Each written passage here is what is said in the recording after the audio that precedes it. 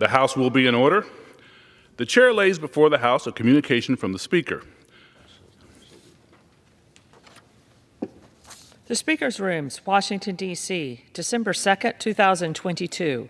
I hereby appoint the Honorable Andre Carson to act as Speaker pro tempore on this day.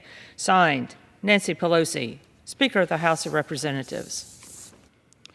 The prayer will be offered by Chaplain Kibben. Would you pray with me?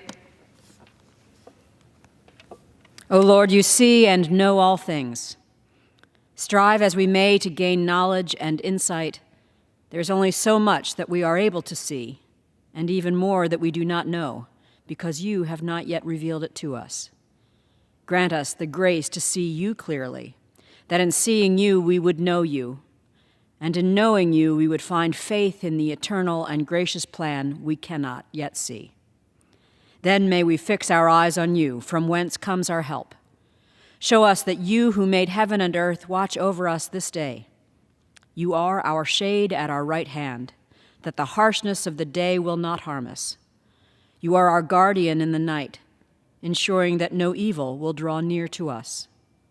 In our comings and goings, from things seen and unseen, in the known and the unknown, now and forevermore, O Eternal One, may we look to you, our shield and defender. In your sovereign name we pray. Amen. Amen. The chair has examined the journal of the last day's proceedings and announces to the House the approval thereof. Pursuant to Clause 1 of Rule 1, the journal stands approved. The Pledge of Allegiance will be led by the gentleman from California, Mr. Takano. Our nation's pledge. I pledge allegiance to the flag of the United States of America and to the republic for which it stands, one nation, under God, indivisible, with liberty and justice for all. The chair will entertain up to 5 requests for 1-minute speeches on each side of the aisle. For what purpose does the gentleman from California seek recognition?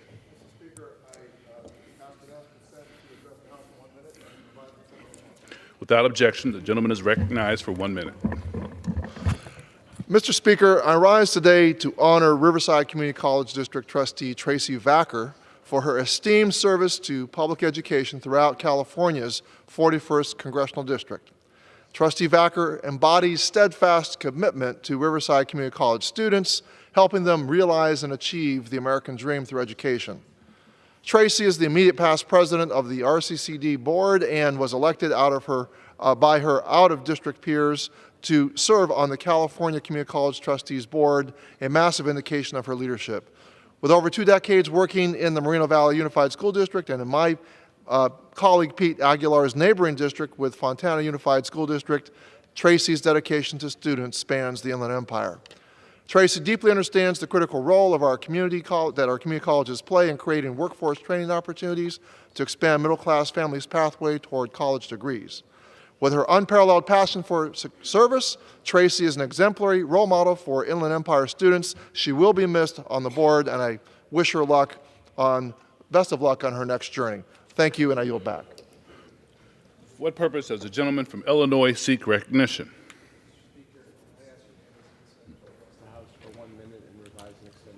Without objection.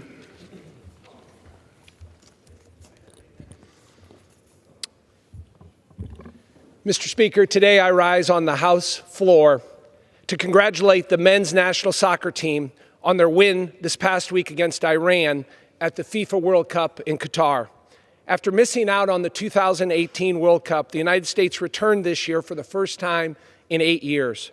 With draws against Wales and England to start the group stage, the U.S. needed a crucial win against Iran to advance to the knockout stage. The U.S. team delivered a 1-0 victory with a stellar goal from Christian Pulisic and a staunch defensive performance from goalie Matt Turner.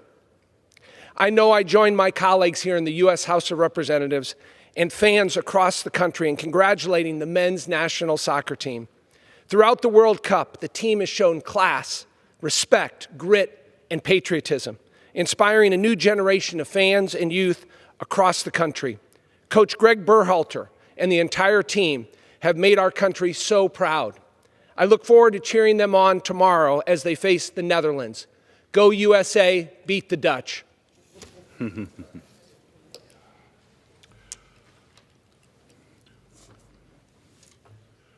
For what purpose does the gentleman from Massachusetts seek recognition? Speaker, I ask permission to address the House for 1 minute to revise and extend my remarks. Without objection. One minute, Mr. Speaker. Mr. Speaker, I want to take this opportunity to extend our warmest congratulations to the Springfield, Massachusetts Citadel of the Salvation Army, the Republican newspaper El Pueblo Latino, Mass Live, Reminders Publication, and the Westfield News upon the occasion of celebrating the 100th anniversary of the Toy for Joy campaign. Founded in the early 1920s by the Bowles family, the Toy for Joy program has been a century-long collaboration between the Salvation Army and the Republican, with roots going back to the Daily News and the Union News, providing toys and books to children in need throughout the Pioneer Valley. Sustained by the spirit of giving through periods of war, economic depression, and health crises, Toy for Joy has benefited thousands of families when they needed it most. Thanks to their hard work and countless volunteers, along with the generosity of the people of Western Massachusetts, Toy for Joy has continued to fill its mission of bringing Christmas joy to the children of our region during the holiday season. Toy for Joy is a cherished initiative in Western and Central Massachusetts, and I, like others, want to wish it many more years of success and prosperity. For what purpose does the gentleman from Ohio seek recognition? Without objection. Mr. Speaker, I rise in honor of my friend Congressman Dave Hobson, who was a former member of the Ohio Air National Guard, the Ohio Senate, as well as a member of this body for 17 years, representing Ohio's 7th District. Earlier this week, Dave, or Uncle Dave, as his former constituents fondly call him, was inducted into the Ohio Veterans Hall of Fame for his service in the Ohio Air National Guard. As a veteran in Congress, Dave was able to secure more than $200 million in federal funding for military projects in Ohio and beyond. I would also like to personally thank Dave for the positive impact he had on me throughout the years, and as you can see, from a very young age. And he continues to have on me today, as he does much of Ohio. I am also now honored to represent Dave's home county of Clark County in Western Ohio. We've quite literally come full circle, and I'm glad to see that his legacy is recognized as he joins the impressive ranks of his brothers and sisters in arms in the Ohio Veterans Hall of Fame. Dave, congratulations on this momentous occasion, and thank you for your continued mentorship and friendship for the last 35 years. I yield back. Gentleman yields back. What purpose does the gentleman from Illinois seek recognition? Unanimous consent to address the House for 1 minute. Without objection. Mr. Speaker, last year a record 14.5 million Americans registered for health care coverage under the Affordable Care Act, including 5.8 million previously uninsured people who had been able to gain coverage. Thanks to the American Rescue Plan and the Inflation Reduction Act, we have reduced monthly health care premiums for millions of America by an average of $800 per person per year. When you sign up for a health care plan through the Affordable Care Act, you gain access, low-cost access to doctors, life-saving preventative care, mental health care, and more, and it is open enrollment season. That means if you currently have or want to obtain health care coverage under the Affordable Care Act, please log on to the exchange at healthcare.gov and choose a plan by December 15th to ensure that you have coverage starting at the beginning of the next year. Thank you, and I yield back. Gentleman yields back. What purpose does the gentleman from Georgia seek recognition? Ask unanimous consent to address the House for 1 minute and to revise and extend my remarks. Without objection.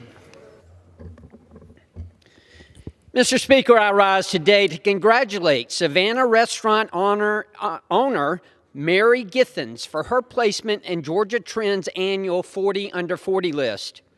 Mary immigrated to the United States when she was 17.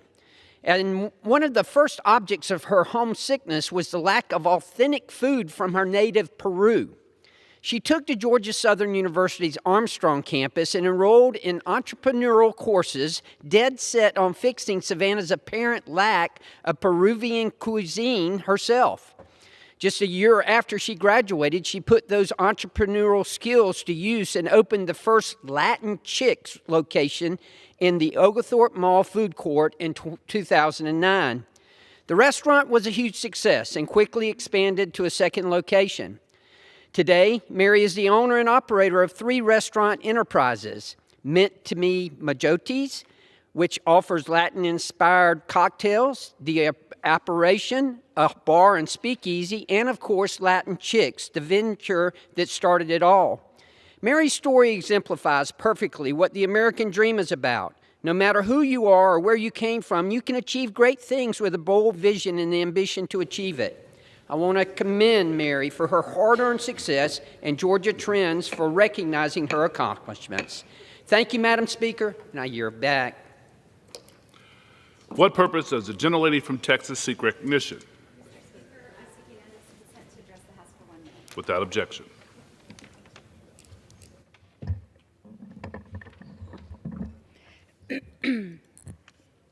Thank you, Mr. Speaker. On Sunday, November 6th, El Paso lost a beautiful soul, the beloved Judy Ackerman, who had been battling cancer since 2015. A veteran who served our country, a conservationist who loved the outdoors, the Chihuahuan Desert, and was always ready for a hike, a relentless activist who was never seen without a petition in hand, fighting for the integrity of our natural spaces and our beautiful community on the border. Judy's legacy is one that El Pasoans will never forget. Judy dedicated 20 years of her life to the preservation of Kastner Range in El Paso, and her advocacy has brought us closer than ever to protecting this crown jewel of West Texas. Today, we honor her service to our country, to conservation, and to El Paso. Judy, thank you for being my friend, and thank you for being the best friend our community could ever have. You will never be forgotten. Thank you, Mr. Speaker. I yield back. Gentlelady yields back. Pursuant to Clause 4 of Rule 1, the following enrolled joint resolution was signed by the Speaker on Thursday, December 1st, 2022. House Joint Resolution 100, to provide for a resolution with respect to the unresolved disputes between certain railroads represented by the National Carriers Conference Committee of the National Railway Labor Conference and certain of their employees. For what purpose does the gentleman from Illinois, Mr. Davis, seek recognition? Mr. Speaker, pursuant to the order of the House of December 2nd, 2022, I call up H.R. 8876 as amended and ask for its immediate consideration in the House. The clerk will report the title of the bill. Union Calendar Number 426, H.R. 8876, a bill to reauthorize the maternal, infant, and early childhood home visiting program and for other purposes. Pursuant to House Resolution 1499, in lieu of the amendment in the nature of a substitute recommended by the Committee on Ways and Means, an amendment in the nature of a substitute consisting of the text of Rules Committee Print 117-69 is adopted and the bill as amended is considered read. The bill as amended shall be debatable for 1 hour, equally divided and controlled by the chair and ranking minority member of the Committee on Ways and Means or their respective designees. The gentleman from Illinois, Mr. Davis, and the gentleman from Ohio, Mr. Winstrup, Dr. Winstrup, each will control 30 minutes. The chair recognizes the gentleman from Illinois, Mr. Davis. Thank you, Mr. Speaker. And I ask unanimous consent that all members may have 5 legislative days in which to revise and extend their remarks and to insert extraneous material on H.R. 8876. Without objection. Thank you, Mr. Speaker, and now I yield myself as much time as I might consume. The gentleman is recognized. Thank you very much, and first of all, let me commend and thank Chairman Neal and Ranking Member Brady for their cordiality and outstanding way in which they have managed the affairs of the Ways and Means Committee. And that is one of the reasons that we are here today with such an outstanding bipartisan bill to talk about the welfare of children and families. For struggling families, home visiting is a life-changing experience. Research demonstrates that home visiting works. I've seen these successes in my home city of Chicago. Parents and home visitors partnering to tackle big challenges and making children healthier and safer. My friend Jackie Wolarski saw home visiting work in her district too. Jackie was deeply committed to helping vulnerable children and families, and she was my partner in our committee's effort to preserve and strengthen home visiting. Now, I really wish she was here today as we continue with the work that we did together. I also want to thank our colleagues on the Energy and Commerce Committee, Chairman Pallone, Ranking Member McMorris Rogers, Health Committee Chair Eshu, and Health Subcommittee Ranking Member Guthrie for their leadership on this bill. The Jackie Walorski Maternal and Child Home Visit and Reauthorization Act would reauthorize the maternal, infant, and early childhood home visiting program for 5 years. Over the 5 years, the bill would double our federal investment in evidence-based home visiting, bringing home visiting to more families and communities. This bill would more than double our investment in tribal communities, where so many residents need home visiting but have been left out due to a lack of funding. It would invest in the critical home visiting workforce because it is the support and relationship that home visitors build with mothers, fathers, and children that make home visiting work. And it would ensure that states and territories have reliable, predictable funding and rules so that they can focus on helping more families thrive. The Ways and Means Committee passed this important bipartisan legislation on a unanimous vote of 41-0. And so I urge all my colleagues to join us in supporting the bill today as we work to enact it into law in the coming weeks.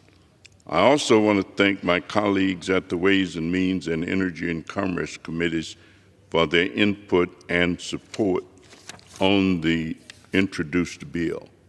The bill also has the overwhelming support of home visiting stakeholders, including the Home Visiting Coalition, which endorsed the bill and wrote that it addressed every request the coalition made in a thoughtful and productive manner.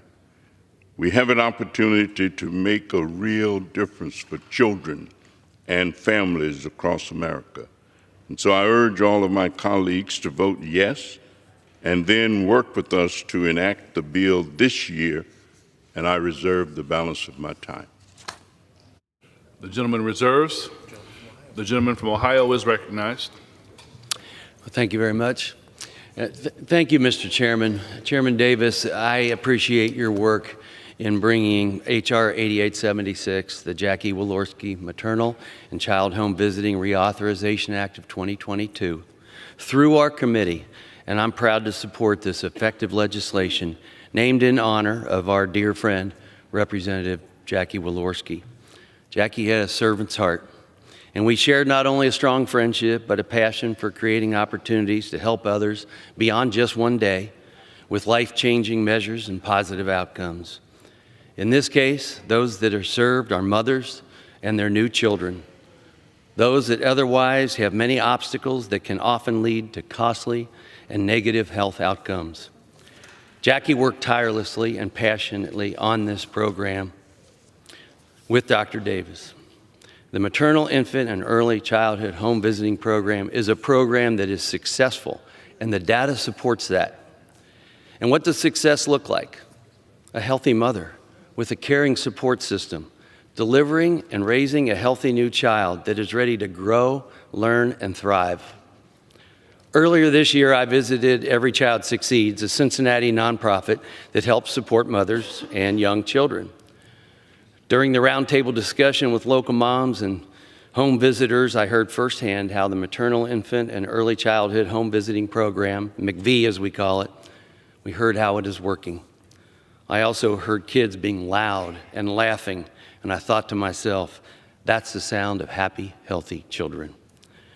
Our bipartisan legislation authorizes McV for 5 years and will serve more moms and babies by growing the capacity of the program in partnership with the states. McV is a successful program because, first of all, it does it by phasing in state match to vulnerable populations. And we will expand the research of evidence-based home visiting programs across the country by adding $174 million in new state funding.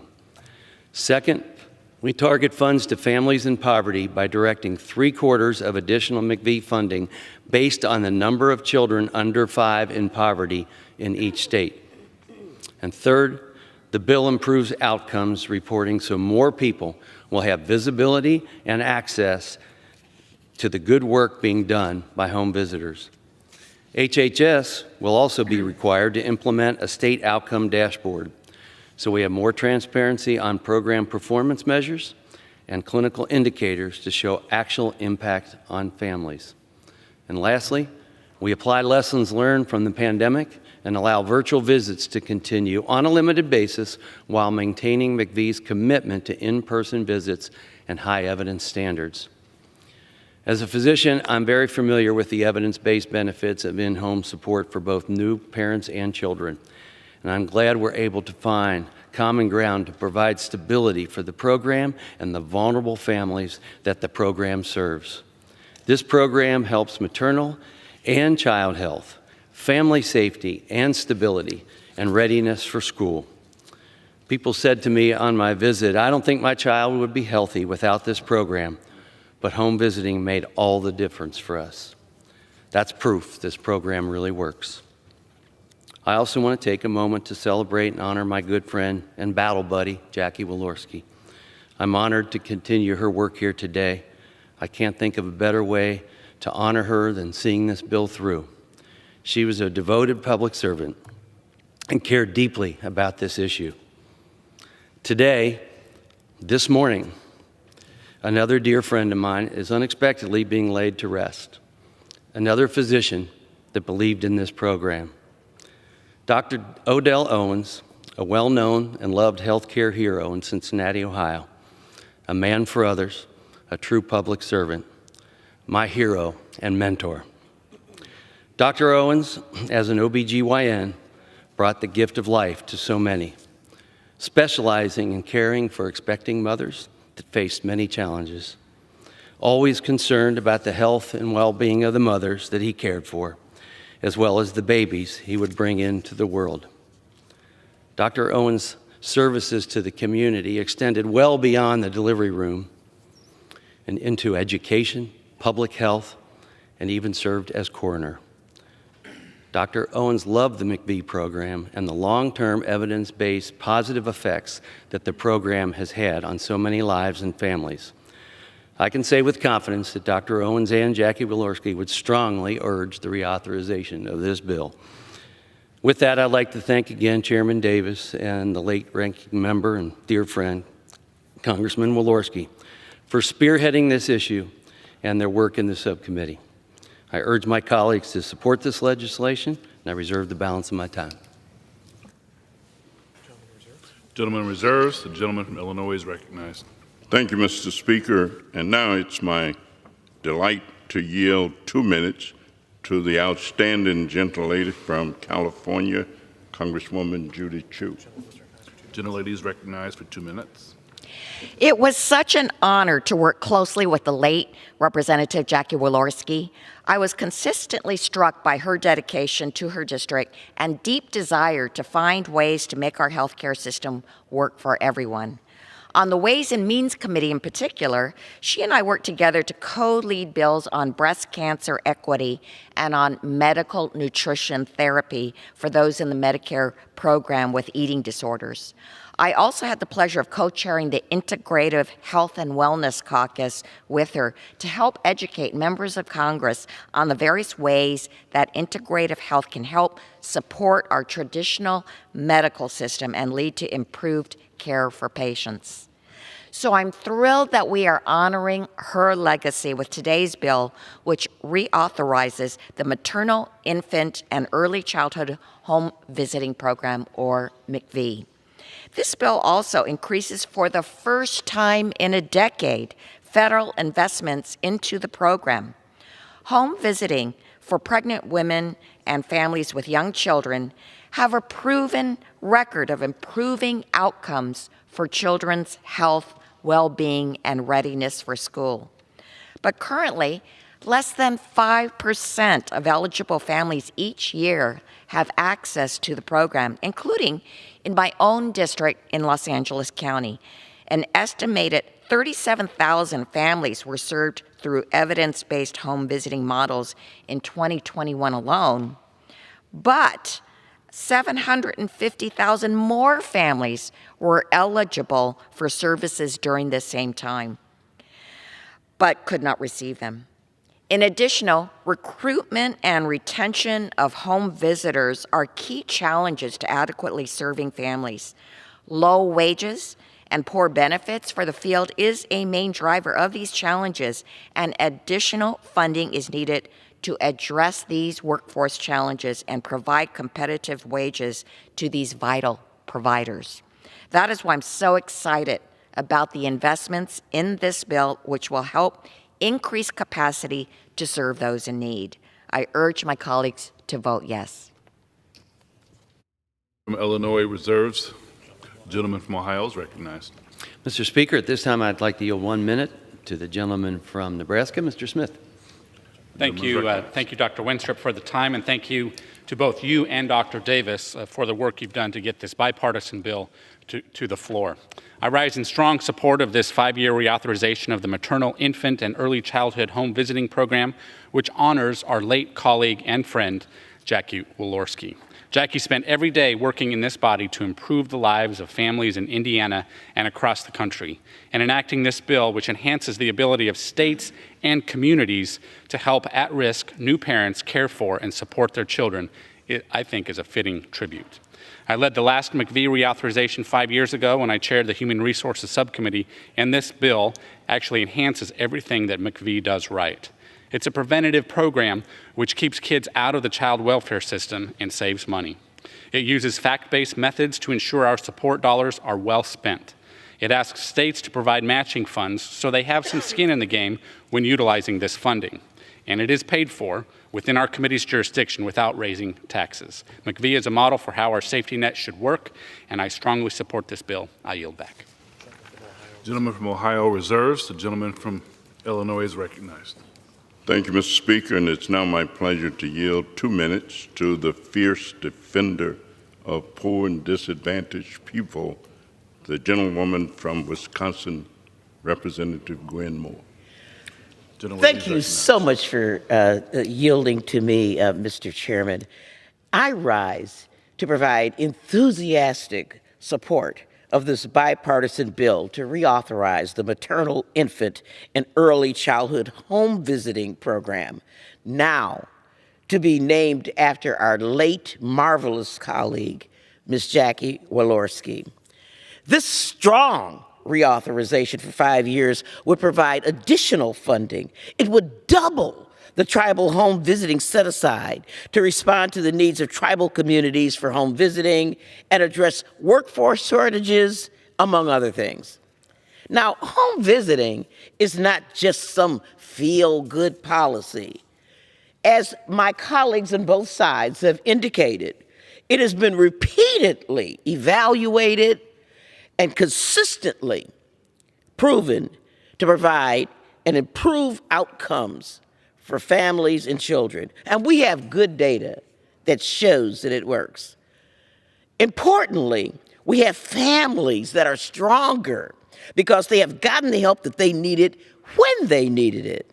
We have new moms, for example, who have access to help at critical points as they try to navigate this exciting but frightening moment in life. Oh my goodness, it reminds me of when I was 18 years ago, some 50 years ago, and had my first baby and a home visitor, had a baby who had an asthma attack 4 days after birth, and I didn't even know how to change a diaper. The home visiting program was a fail-safe for me. I think, too, of women like Brittany who live in my community who benefited from Children's Hospital's Healthy Families Milwaukee County Home Visiting Program 8 years ago, but then reached out to the home visiting program earlier this year for help again because she was now pregnant again after a recent cancer diagnosis. Brittany trusted her home visitor to help guide her through this pregnancy as they had supported her in the past.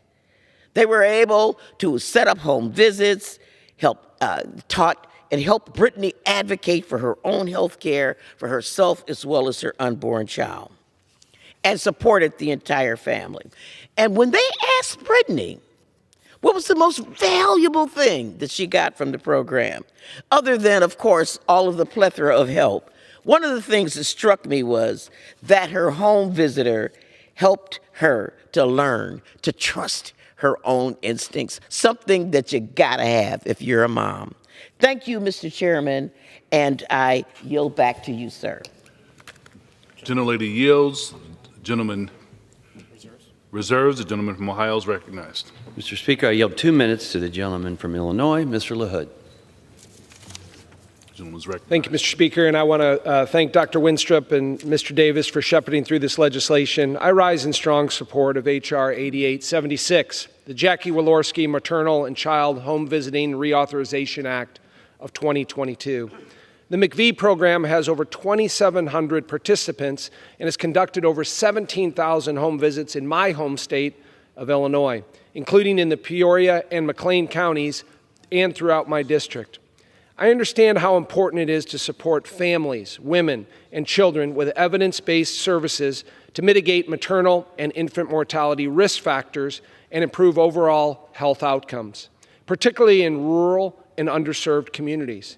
Evidence-based programs, including home visits by nurses, social workers, or early childhood professionals, have improved maternal and newborn health services that mothers and infants can count on to help set them up for success in the future.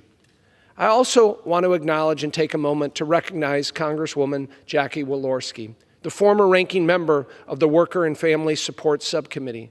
She was a wonderful colleague and friend who is deeply missed every day in this body. Passing this legislation today is a recognition of Jackie's tireless advocacy for the renewal of McVee and a testament to her remarkable legacy. We honor her today with passing this legislation, and I urge my colleagues to support this bill and everybody in this body to honor Jackie. Thank you. The gentleman from Ohio reserves. The gentleman from Illinois is recognized. Thank you, Mr. Speaker, and it's now my pleasure to yield 3 minutes to the outstanding gentlelady that many of us call the pride of the South, Representative Terry Sewell. Thank you, Mr. Chairman. I rise today to offer my support of the bipartisan Jackie Walorski Maternal, Infant, and Early Childhood Home Visiting Reauthorization Act, or MACV. This legislation represents not only a commitment for me to the mothers, children, and families in my district, but it also reflects a sincere love and respect that this committee has for our late, great, wonderful colleague, Jackie Walorski, and the much work that she did on the Ways and Means Committee as chair of this amazing subcommittee. Currently, over 1,800 pregnant women and new mothers throughout my district in Alabama receive services from the MACV program. The actions taken today by the House will ensure that these families will have access to the essential early childhood care that they so critically need for proper growth during a mother and a child's early developmental years.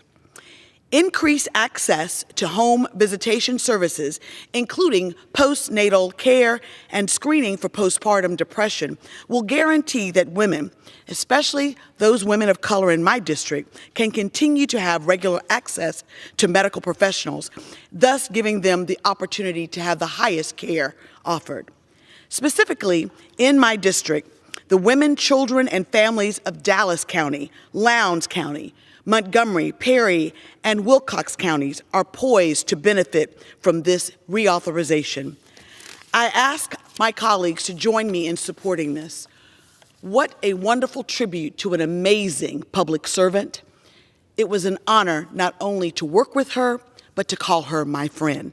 Let's vote yes to reauthorize this amazing program. Thank you, and I yield back the balance of my time. Gentlelady yields back. The gentleman from Ohio is recognized. Mr. Speaker, I yield 3 minutes to the gentleman from Texas, Mr. Brady, and the ranking member of the committee. Gentleman's recognized. Thank you, Mr. Speaker. This week we honor the legacy of Representative Jackie Walorski by renewing our commitment to help moms and babies thrive. I want to thank Chairman Davis and I want to thank our Republican leader, Dr. Winstrup, for your leadership on this issue. Throughout her life, Jackie served vulnerable families, from the mission field in Romania to the halls of Congress, where she proudly represented the men and women of Indiana's 2nd Congressional District. She reached across the aisle and worked closely with Chairman Davis to move this important bipartisan bill forward. My last conversation with Jackie was by Zoom on this bill itself. We miss her very much. We're proud to dedicate the product of her collaboration today to her. That's because she's been such an inspiration to these efforts. Jackie knew that this was a critical program that supports vulnerable families and improves the health of moms and babies through pregnancies into the early years of a child's life. This program builds upon decades of research that proves home visits by a nurse, a social worker, or other trained professional during pregnancy and in the very first years of a child's life helps to prevent child abuse and neglect, supports positive parenting, improves the maternal and child health, and promotes the development of the kids in school readiness. This is a bipartisan bill that reflects many of our Republican priorities, including increasing transparency about outcomes and results for families and targeting dollars to the neediest communities. Most federal programs unfortunately operate in a black box. Less than $1 out of every $100 the government spends is backed by even the most basic evidence and research to make sure the money is spent wisely and succeeds. But unlike many of those programs, McVie is evidence-based, so we know the real impact on families and children. We're able to direct funding toward what works for them. The Walorski Home Visiting Program will gradually increase funding from $400 million a year to $800 million a year over a 5-year period and introduces a state match so we can stretch those dollars even farther back home. The principle is simple. Where the states see value in investing, the federal government will also invest. It also ensures the new matching funds are allocated to states based on the number of kids under 5 living below poverty. So funding goes where the need and the kids are. The bill increases transparency by creating what I love, which is a state-by-state outcomes dashboard. So all of us can see how these interventions are helping families and maintains the current focus on high standards. So I want to take a moment to thank my friend, Dr. Representative Winstrup, who served as acting Republican, serves today as acting Republican leader, the Worker Family Support Subcommittee. You stepped up to the plate to carry on Jackie's legacy with grace and determination. So thank you for your hard work. And I think all of us can think of no more fitting tribute to Jackie than the bipartisan support coming together for something that helps our most needy families. I, like many of us today, are grateful we're getting this bill across the finish line together in her honor. With that, Chairman, Speaker, yield back.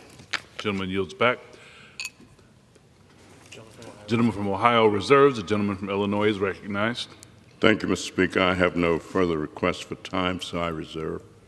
Gentleman reserves. The gentleman from Ohio is recognized. Mr. Speaker, I yield 1.5 minutes to the gentleman from North Carolina, Dr. Murphy. Thank you, Mr. Speaker. I rise in support of the Jackie Walorski MIE-CHV Reauthorization Act.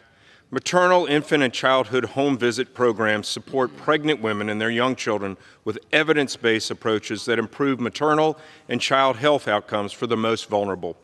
Over the last 30 years, I have taken care of many single mothers who struggle to take care of their children.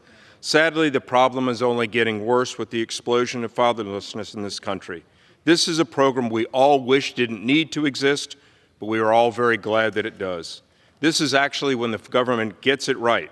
I've personally been in these homes when I was in the state legislature, and these young women desperately need our help. Even more so, the children of these single mothers need our help. This program will help young mothers get the help that they need for their children. These are not handouts, these are hand-ups. This is what government is supposed to do. I am proud of our colleague and dear friend, the late Congressman Walorski, for her dedicated leadership on behalf of women and babies throughout the country. Jackie shined a bright light in this chamber and was resolute in her love and support for American families.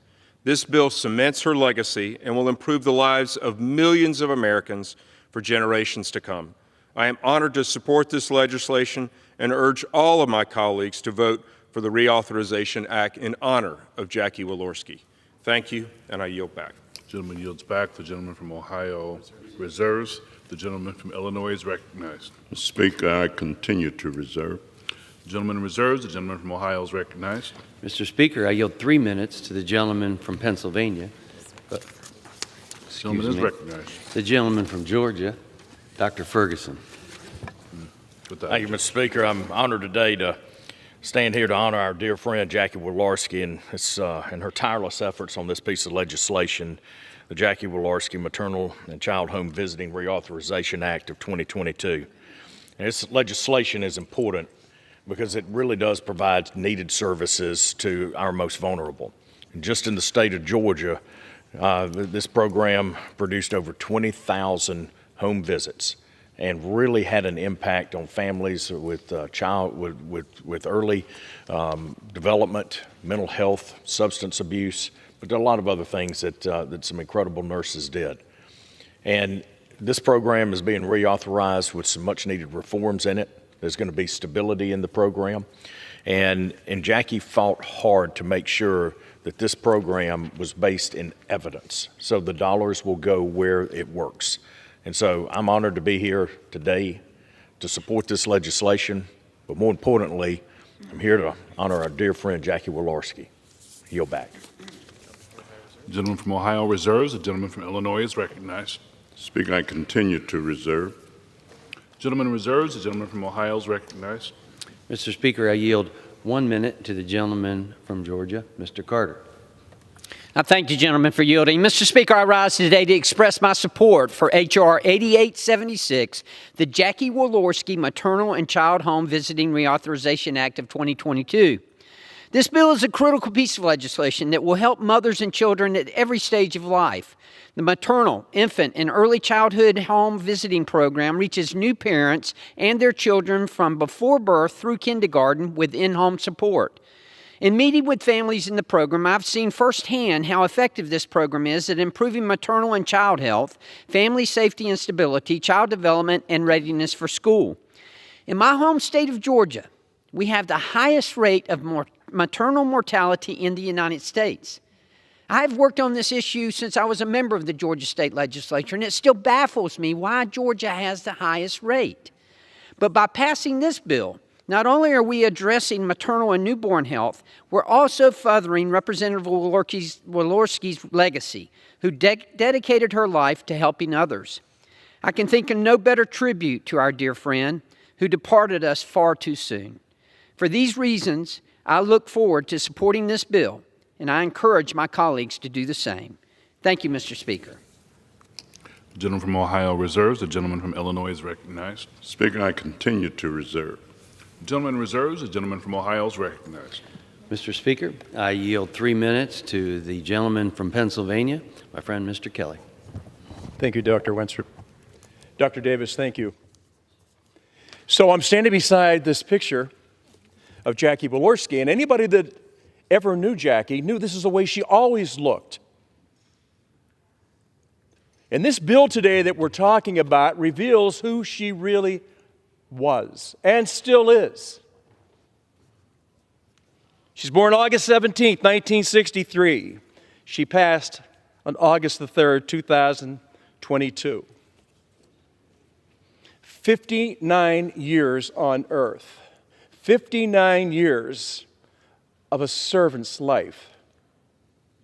Jackie Walorski never did anything for herself to advance herself. Her main concern were the mothers that she worried about and the children that she worried about, because she knew that was America's greatest asset. She knew that everything she did in her life was not about her, but was about others.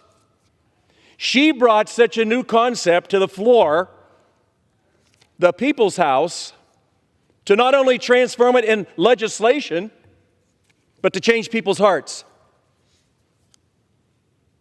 She would never talk about herself as representative or congresswoman.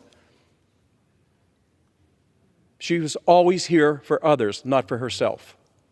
And when we look at legislation from time to time, we start to think about what is it that we're really doing? What are we asking our taxpayers to invest in? If it's not our future,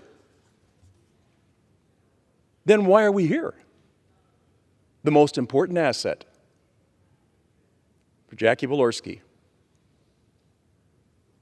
was expectant mothers, infants, and child care. She was truly unusual. But in her 59 years, she did so much to help so many. And I think for us to be here today on the People's House, on the floor, and to be able to share who she is. I said August the 3rd, she passed.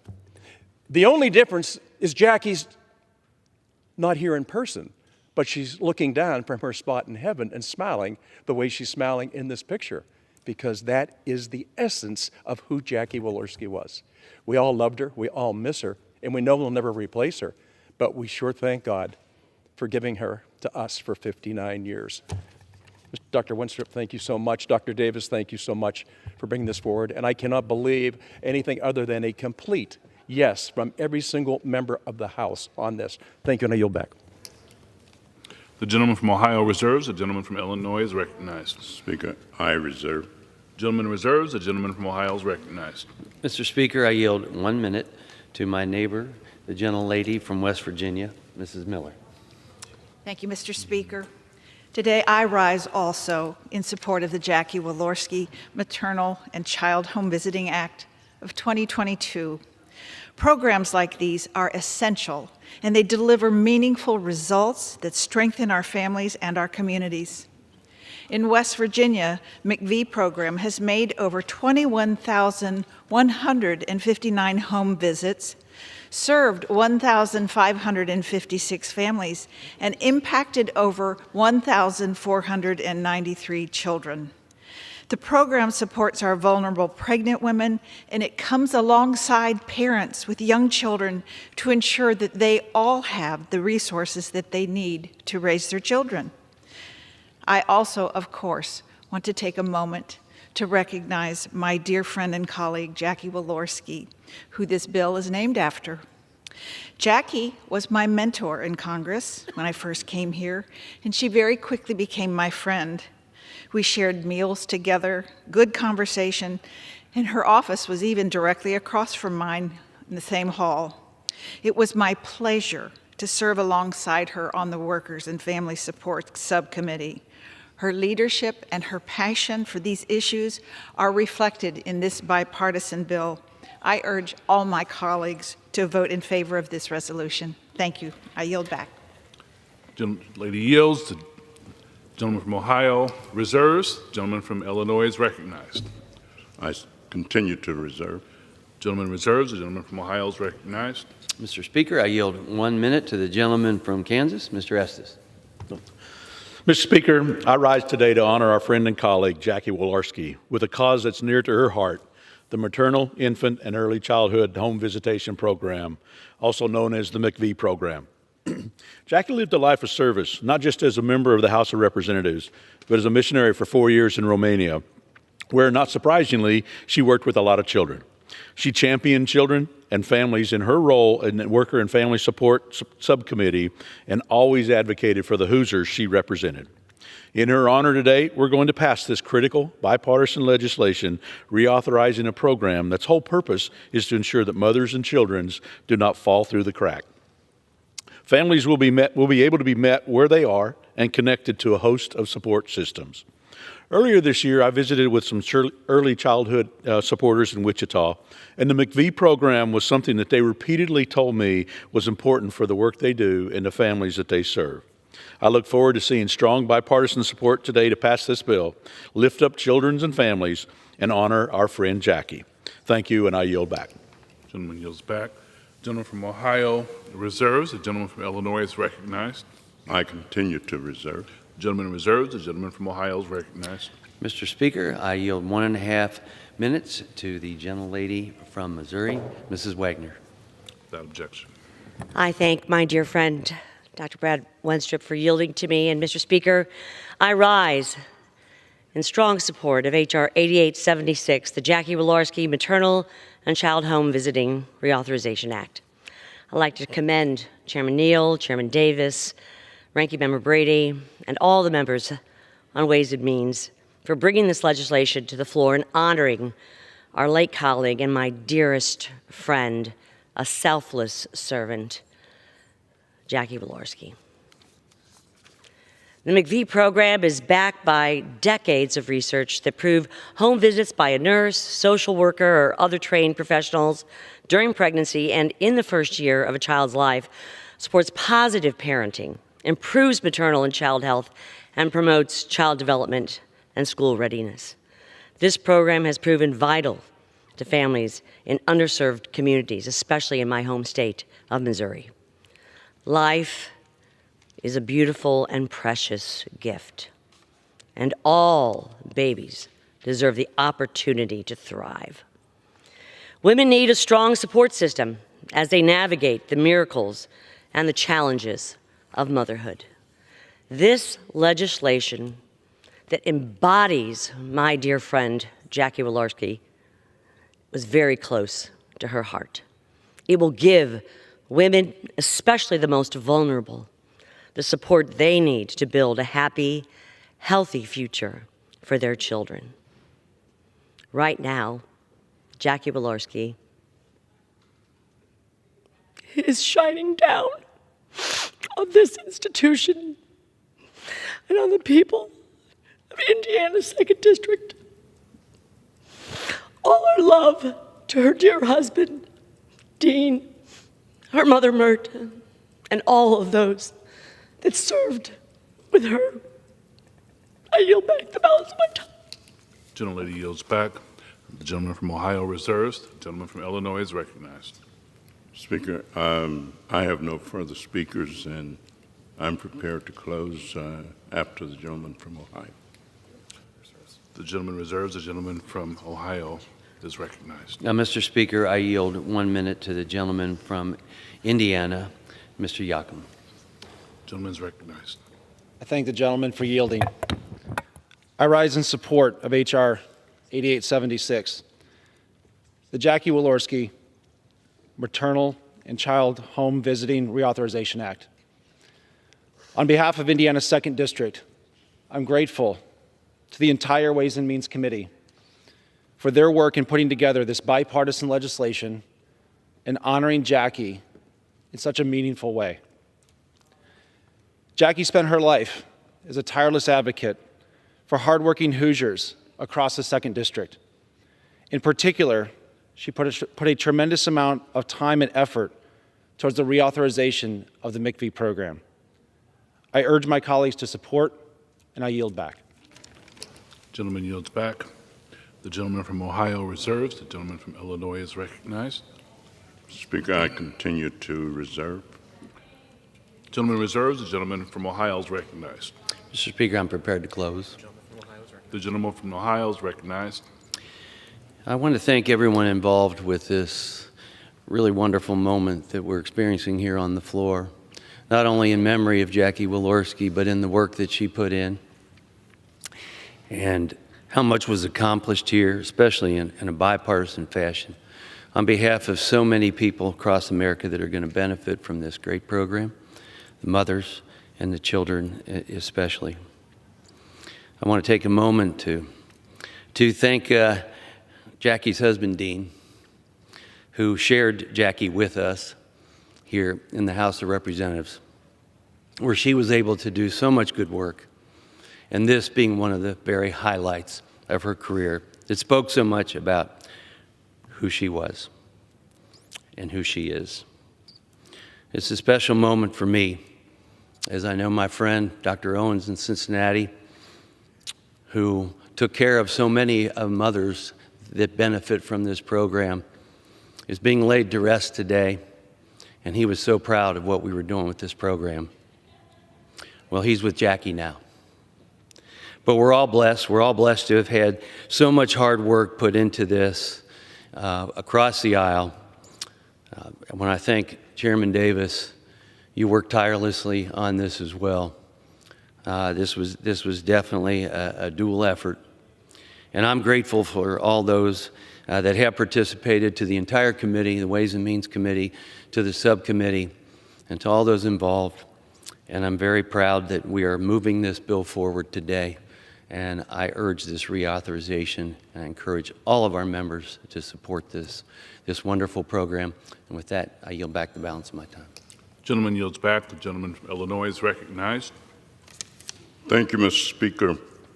Let me first of all thank you, Dr. Winstrup, for your leadership. And I also want to thank all of those who have spoken to the virtues of the bill, as well as the virtues of Jackie Walorski. You know, I was able to attend her homegoing services, and I can assure you that if you was in Mishawaka or South Bend, Indiana, you'd hear the same words that have been spoken here today. She was indeed an amazing woman. I also want to mention before I close another amazing woman who has been legendary and become legendary in this institution, and that is our dearly beloved Speaker, Nancy Pelosi, who has led this body for a number of years. And I think that this can indeed be one of its proudest moments. As I close, I want to close by quoting Erica Beck, who receives home visiting services in Chicago.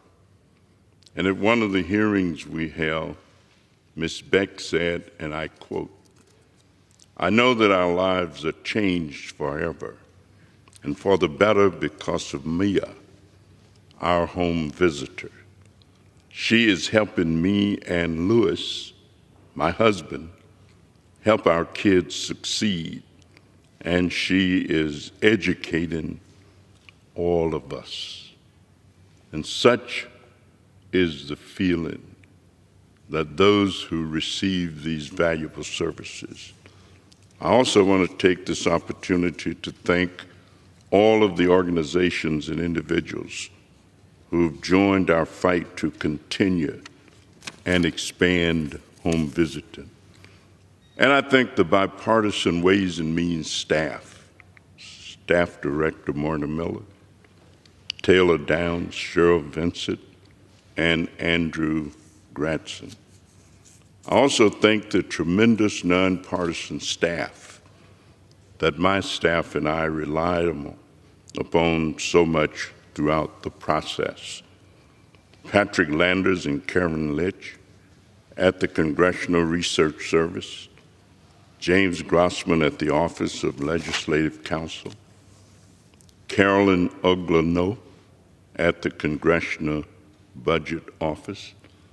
And I also want to thank my Legislative Staff Director and Deputy Chief of Staff, Dr. Jill Hunter-Williams, who put in so much time, energy, and effort on this bill. I also thank all of those who worked with her.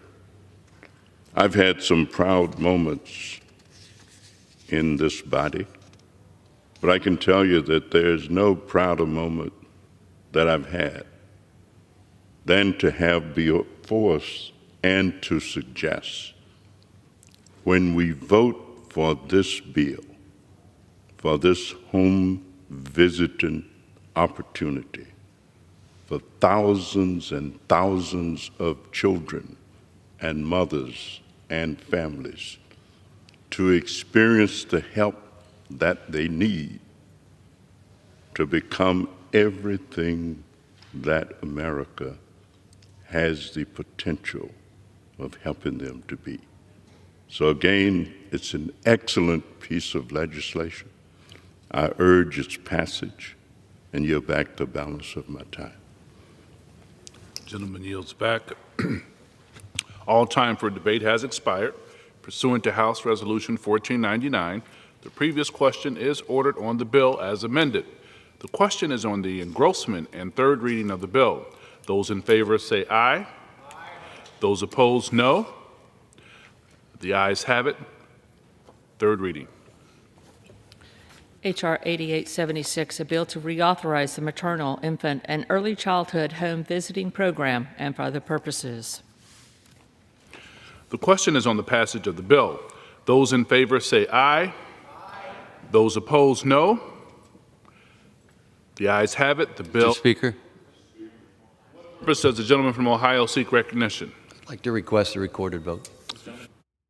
Gentleman request the yeas and nays. Yes. The yeas and nays are requested. Those favoring a vote by the yeas and nays will rise. A sufficient number having risen, the yeas and nays are ordered. Members will record their votes by electronic device. This is the 15-minute vote.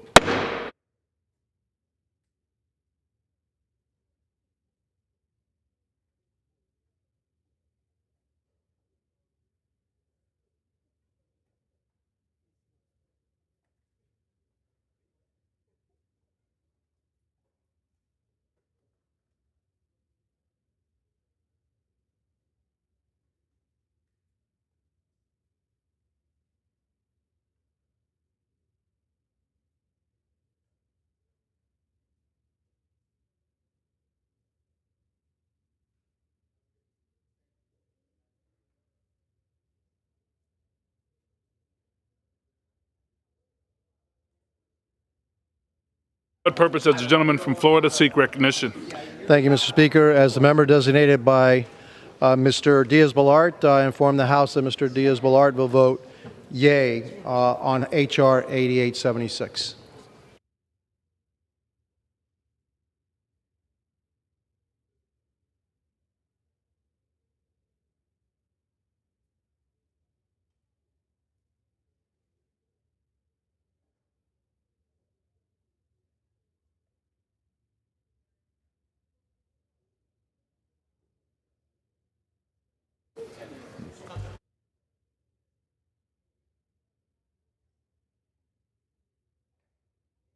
What purpose does the gentleman from Michigan seek recognition? Well, thank you, Mr. Speaker. As the member designated by Mr. Katko of New York, I inform the House that Mr. Katko will vote aye on H.R. 8876.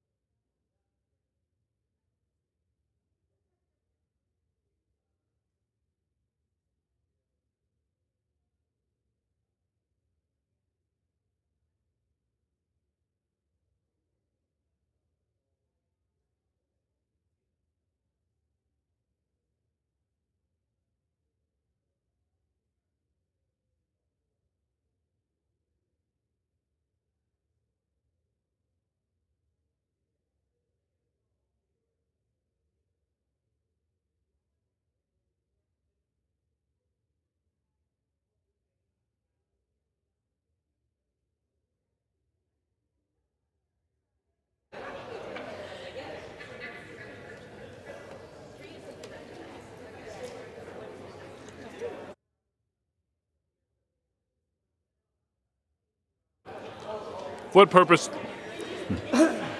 For what purpose does the gentleman from South Carolina seek recognition? Mr. Speaker, as a member designated by Mr. Wilson of South Carolina from the House, Mr. Wilson with aye on H.R. 8876.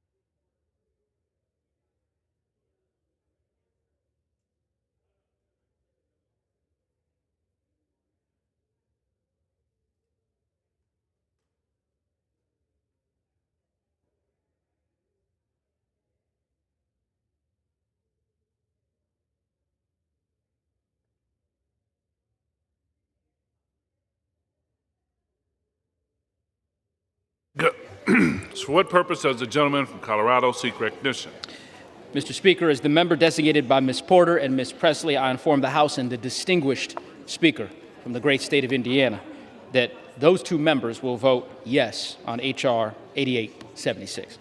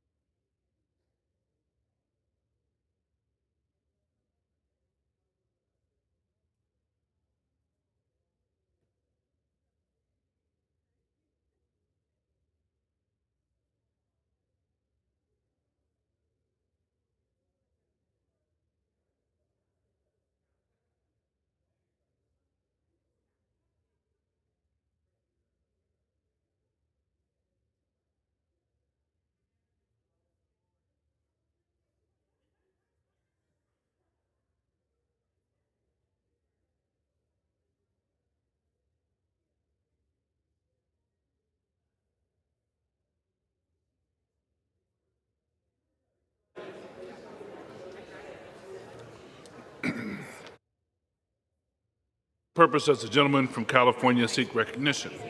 Mr. Chairman, as the member designated by Congress members Lowenthal and Spear, I inform the House these members will vote yes on H.R. 8876.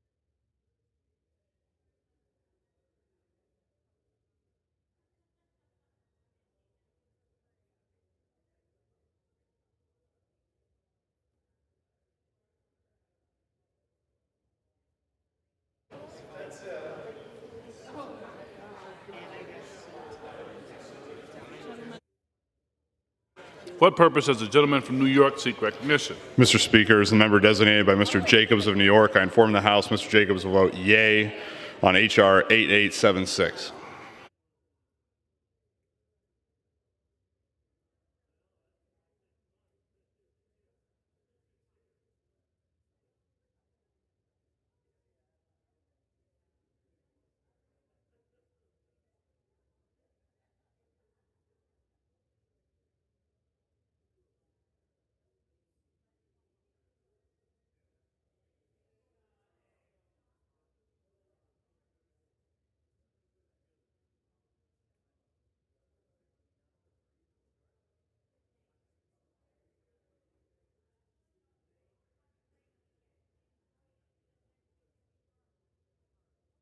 For what purpose does the gentlelady from Ohio seek recognition? Mr. Speaker, as the member designated by Ms. Shifferlis McCormick, I inform the House that she will vote yes on H.R. 8876. Thank you. What purpose does the gentleman from Texas seek recognition? Mr. Speaker, as the gentleman designated by Mr. Paul Gosar of the great state of Arizona, I inform the House that Mr. Paul Gosar will vote no on 8876. What purpose does the gentleman from Pennsylvania seek recognition? Mr. Speaker, as a member designated by Mr. Brown and Mr. Lawson, Brown of Maryland, Lawson, Florida, they both vote yes on H.R. 8676.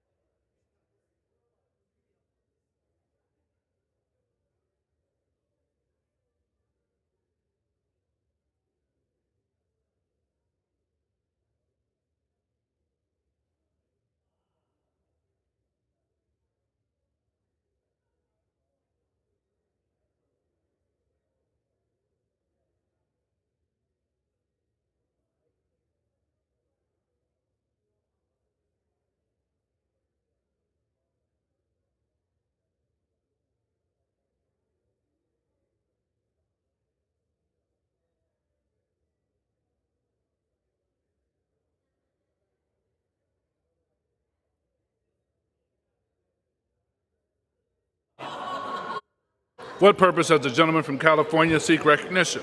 Mr. Speaker, as a member designated by Ms. Conway of California, Jake LaTurner of Kansas, Ken Calvert of California, and Dave Joyce of Ohio, all four are voting yes on H.R. 8876.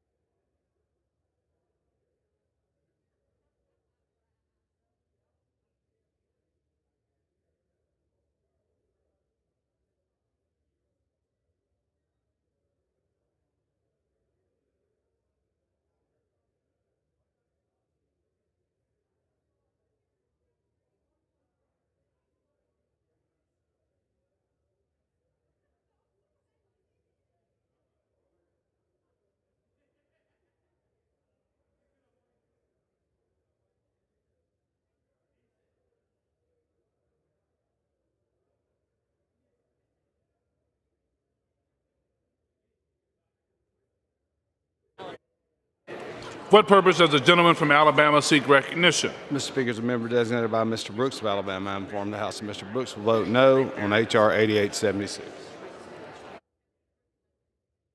Does the gentleman from Tennessee seek recognition?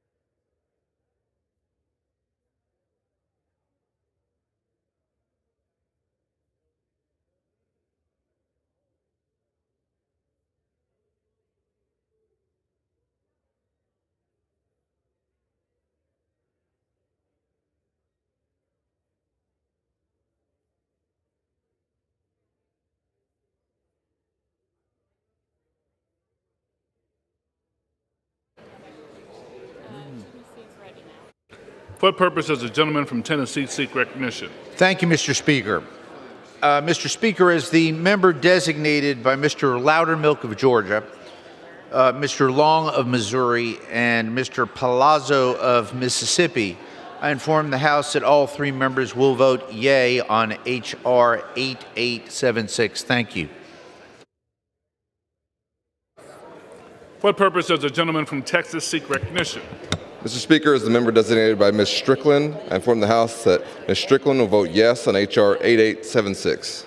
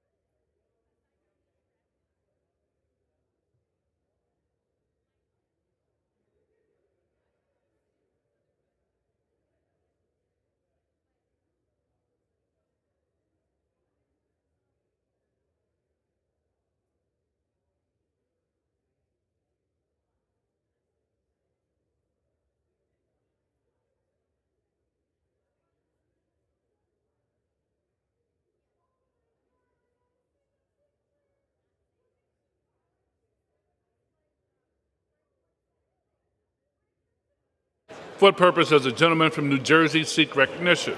Mr. Speaker, as the member designated by Ms. Ann Kirkpatrick, Peter DeFazio, Hank Johnson, Eddie Bernice Johnson, Albio Series, Andy Kim, Donald Payne, Peter Welch, Bonnie Watson Coleman, and Mike Doyle, I inform the House that these members will vote yes on H.R. 8876. For what purpose does the gentleman from Ohio seek Thank recognition? you, Mr. Speaker. As a member designated by Mr. Gibbs and Mr. Amadei, I inform the House that Mr. Gibbs and Mr. Amadei will vote yea on H.R. 8876. For what purpose does the gentlelady from Georgia seek recognition? Mr. Speaker, as the member designated by Representative Carter, Horsford, Kelly, and Williams, I inform the House that these members will vote yea on H.R. 8876.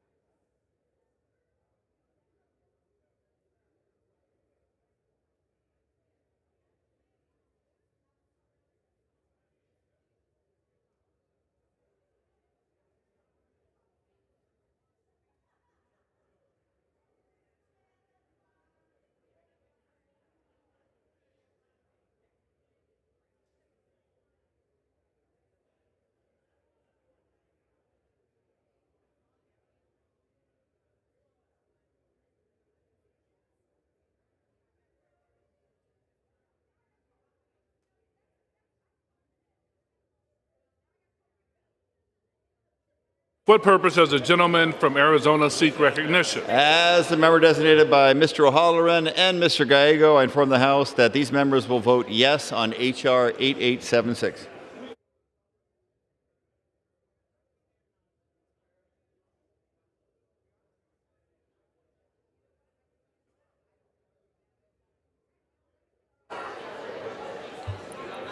What's the? Oh. For what purpose does the gentleman from California seek recognition? Mr. Speaker, as a member designated by Congress members Vicente Gonzalez, Marie Newman, Lucille Roybal Allard, Tony Cardenas, Eric Swalwell, Tim Ryan, Andy Levin, Nanette Barragan, and Kai Cahaley. I inform the House that these members will vote yes on H.R. 8876.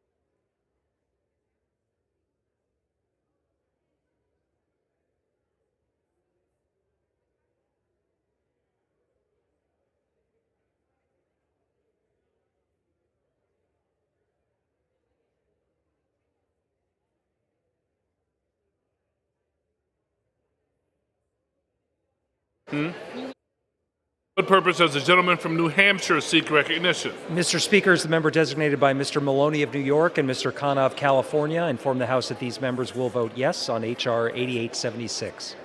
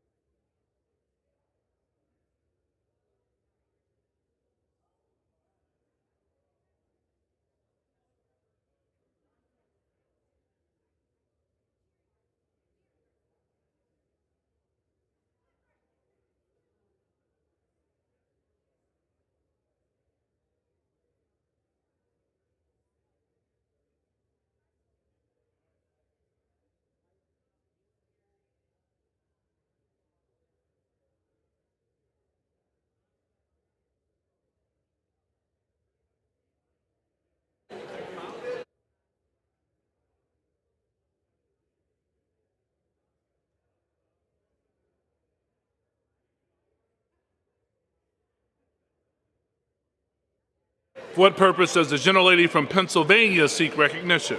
As the member designated by Rep. Axney, I inform the House that Rep. Axney will vote yes on H.R. 8876.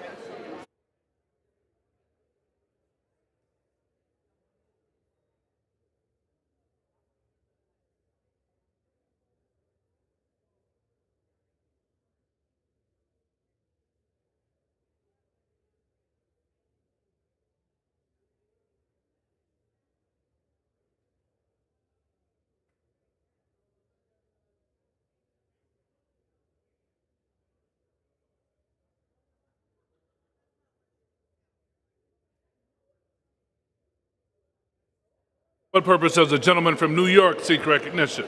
Mr. Speaker, as the member designated by Ms. Tlaib, Ms. Ilhan Omar, and Ms. Ocasio-Cortez, I inform the House that these members will vote yes on H.R. 8876.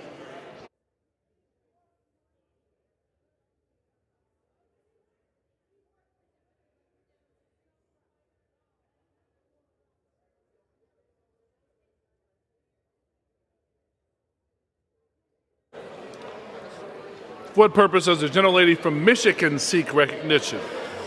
Mr. Speaker, as the member designated by Ms. Craig, I inform the House that Ms. Craig will vote yes on H.R. 8876.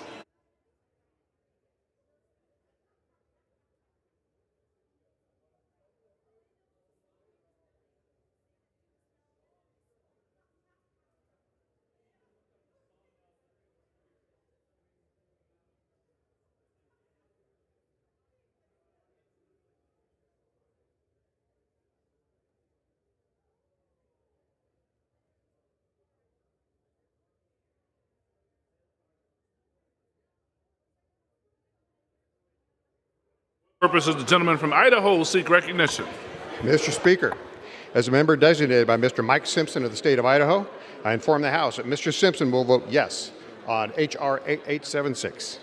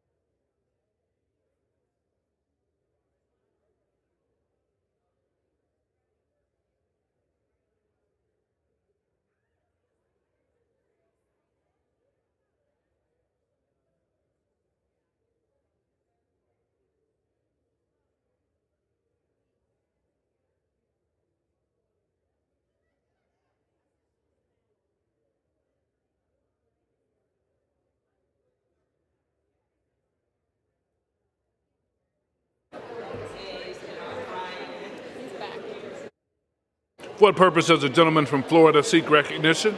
Mr. Speaker, as a member designated by Mr. Cawthorn of North Carolina, I inform the House that Mr. Cawthorn will vote yes on H.R. 8876.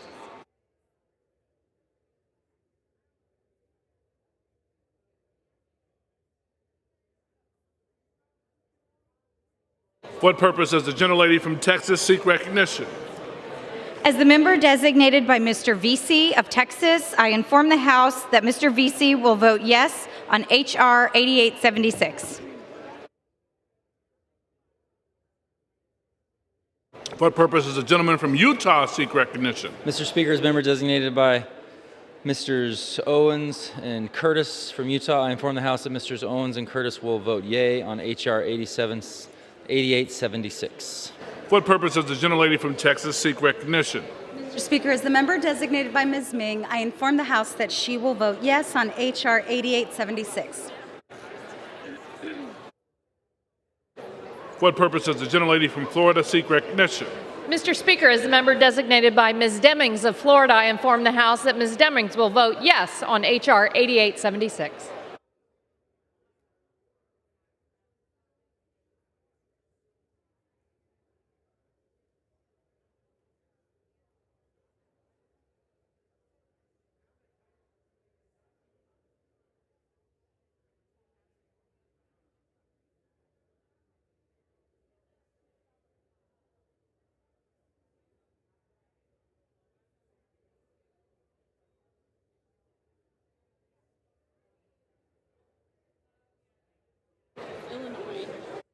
Purpose does the gentleman from Illinois seek As a member recognition? designated by Mr. Quigley of Illinois, I inform the House that Mr. Quigley will vote yes on H.R. 8876.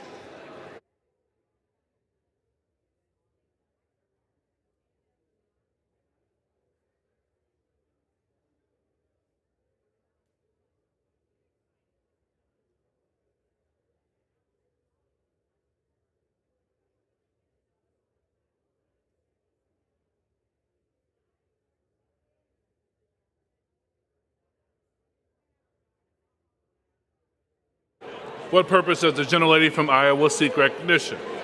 Thank you, Mr. Speaker. As a member designated by Representative Andrew Garbarino of New York and Representative Lance Gooden of Texas, I inform the House that Mr. Garbarino and Mr. Gooden will vote yea on H.R. 8876.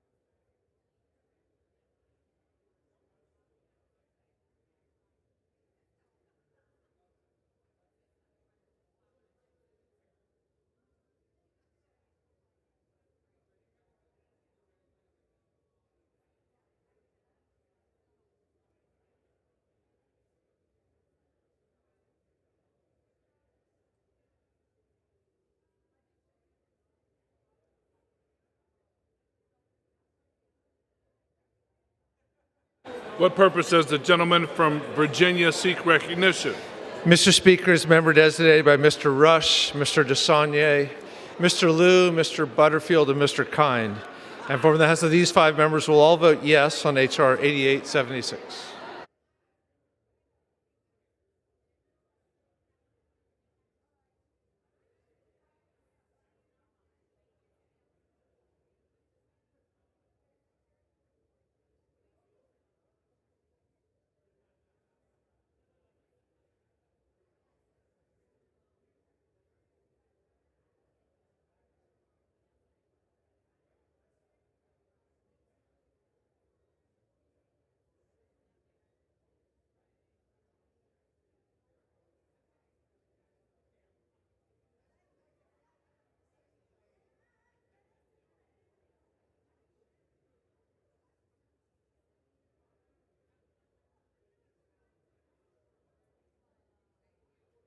For what purpose does the gentlelady from Florida seek recognition? As the member designated by Ms. Kathleen Rice of New York, I inform the House that Ms. Rice will vote yes on H.R. 8876.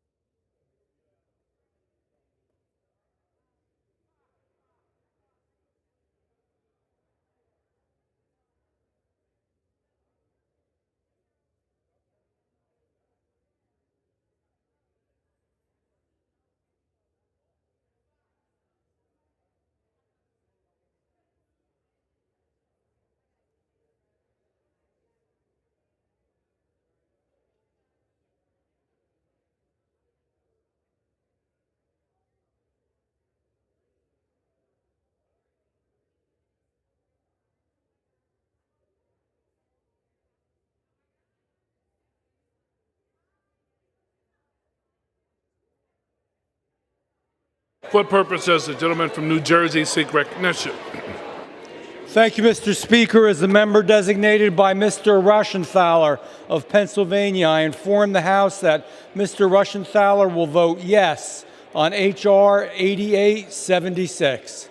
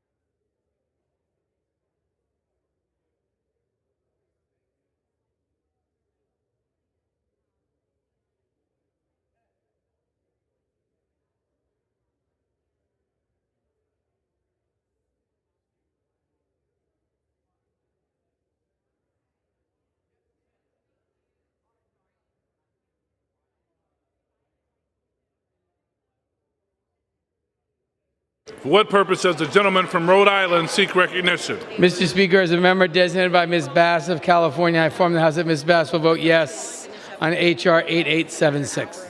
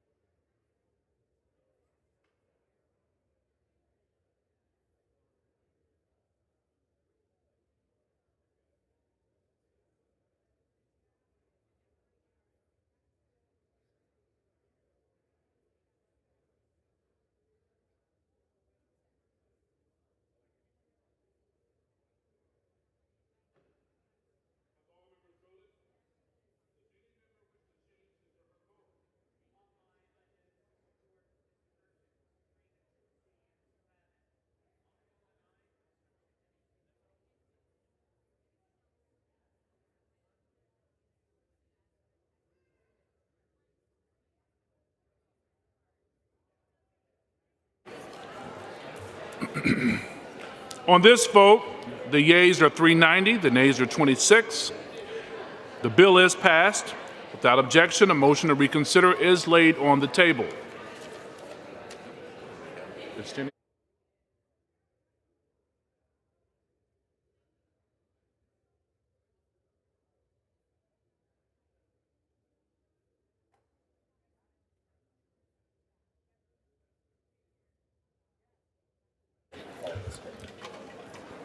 For what purpose does the gentleman from Maryland seek recognition?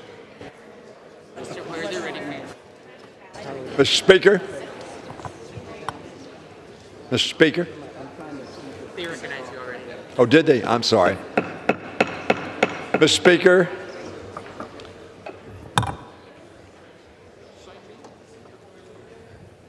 Mr. Speaker, I send to the desk a resolution. I ask unanimous consent for its immediate consideration. The clerk will report the title.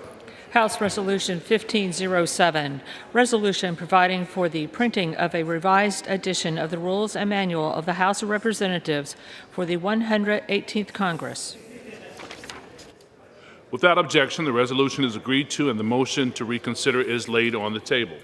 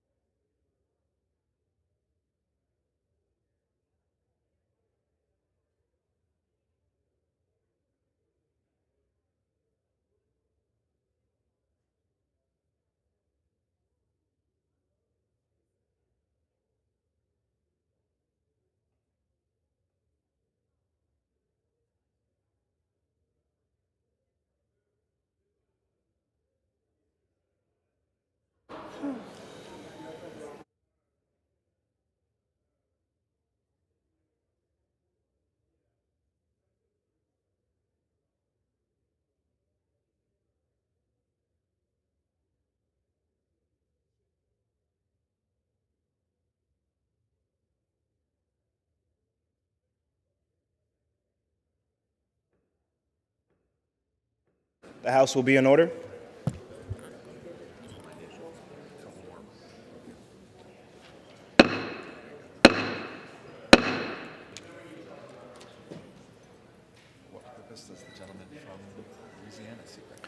For what purpose does the gentleman from Louisiana seek recognition?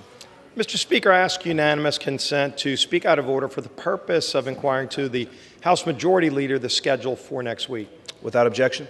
And, Mr. Speaker, also I ask unanimous consent to revise and extend my remarks. Without objection. With that, I am happy to yield, but before I yield, we'll just say that I know the gentleman from Maryland, the distinguished Majority Leader, had recently decided that he would not seek election to House Democrat leadership, but just wanted to thank the gentleman. I know you'll be staying in Congress, but thank the gentleman for all of your years of service in leadership, which of course takes a lot of extra time in addition to the general duties of being a member of Congress from Maryland to help run the institution of Congress, and both as Of course, Majority Leader also served as whip, served as chair of the Democrat caucus and vice chair, served in many different capacities. Want to just recognize and thank the gentleman for that service. I'm sure the Appropriations Committee eagerly anticipates your return there, but as I yield, wanted to thank the gentleman for his years of service in leadership. And I yield.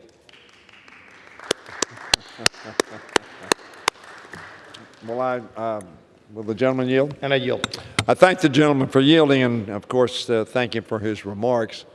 I'll say some other words at a later time, so we don't prolong this colloquy. But I will say to the gentleman, I've enjoyed being Majority Leader. I've enjoyed working with the gentleman, and I look forward to working in the next Congress in a constructive way to try to solve the challenges confronting our country and giving our people the opportunities that we want them to have. And I know the gentleman's going to be the Majority Leader. I will tell him I've been the Minority Whip, and being Majority Leader is a lot better. So you're going to enjoy this job, and I look forward, as I said, to working with you. Well, I thank the gentleman, and as we look towards next week, of course, we'll still have continued colloquies, at least one more colloquy, and I've enjoyed these as well, and we'll have time to talk about that later. But if I can ask about the schedule for next week to the Majority Leader, and I yield. I thank the gentleman. Yield. Well, thank you. Let's hope we have just one more colloquy. Maybe not three more colloquies. And on Monday, Mr. Speaker, the House will meet at 12 p.m. for morning hour and 2 p.m. for legislative business. Members are advised that no votes are expected in the House on Monday. On Tuesday, the House will meet at 9 a.m. for legislative business. Votes will occur as early as 9:30 a.m. on Tuesday. The House will recess for the Congressional Gold Medal ceremony to honor the extraordinary courage and fidelity of the U.S. Capitol Police and others who protected the Capitol on January 6, 2021, and allowed us to return to this chamber to confirm the constitutional duty of electing the President of the United States. On Wednesday, the House will meet at 2 p.m. for legislative business. The 2 p.m. convening time, I want to remind people, is because of the funeral of our beloved Don McEachin from Virginia, who sadly died from a long illness, and he will be, his funeral will be at 11 o'clock in Virginia, and there will be arrangements for those who want to go to leave from here to go to the funeral in Virginia. On Thursday, the House will meet at 9 a.m. for legislative business. Next week, the House will consider the Senate amendments to H.R. 8404, the Respect for Marriage Act, which will allow millions of interracial and same-sex couples to be able to live with greater certainty, knowing their right to equal marriage is enshrined in federal law. The House will also consider Senate amendments to H.R. 7776, the James M. Inhofe National Defense Authorization Act for 2023. Additionally, the House will consider two important immigration bills, H.R. 3648, the EAGLE Act, sponsored by Representative Zoe Lofgren, to phase out the per-country cap on employment-based immigrant visas, no increase in the total number, and Representative Takano's H.R. 7946, the Veterans Service Recognition Act. The House will consider bills under suspension of the rules. The complete list of suspension bills will be announced by the close of business today. And I yield back.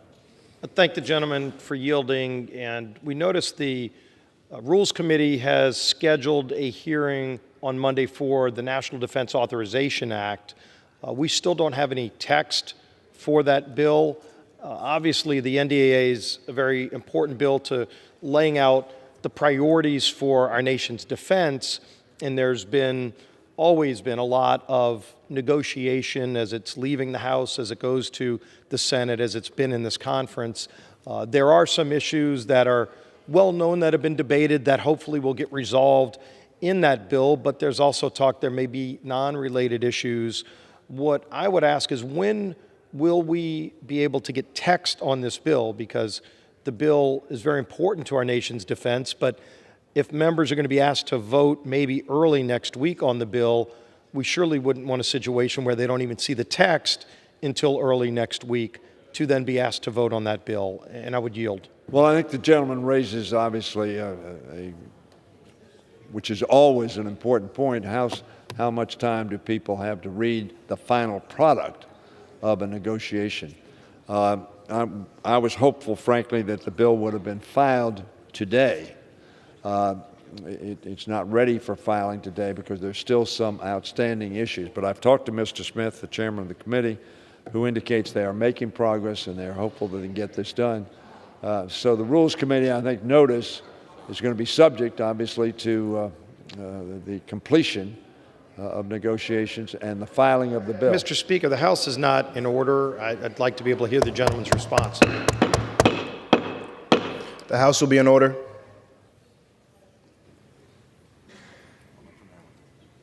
The gentleman from Maryland. As I was saying, it's not done, it's not filed today. We need to have it filed as soon as possible. The conferees are working on getting that. As the gentleman points out, this bill tends to be historically in both sides of the aisle where we add a lot of things to it which are not necessarily directly related, but are because this bill is something that we want to pass, and that we do pass, and we'll pass this one, garners riders, if you will, on the bill. So that's still going on, but I'm cognizant, and the gentleman is correct, we want to have sufficient time for members to see the bill. But we would like to do this bill next week, if we can, because as the gentleman points out, this is about the national security of our country and our participation in international stabilization efforts around the world, not the least of which, of course, is the unprovoked, illegal war initiated by Mr. Putin in Ukraine. So that we're hopeful we can get this done as soon as possible.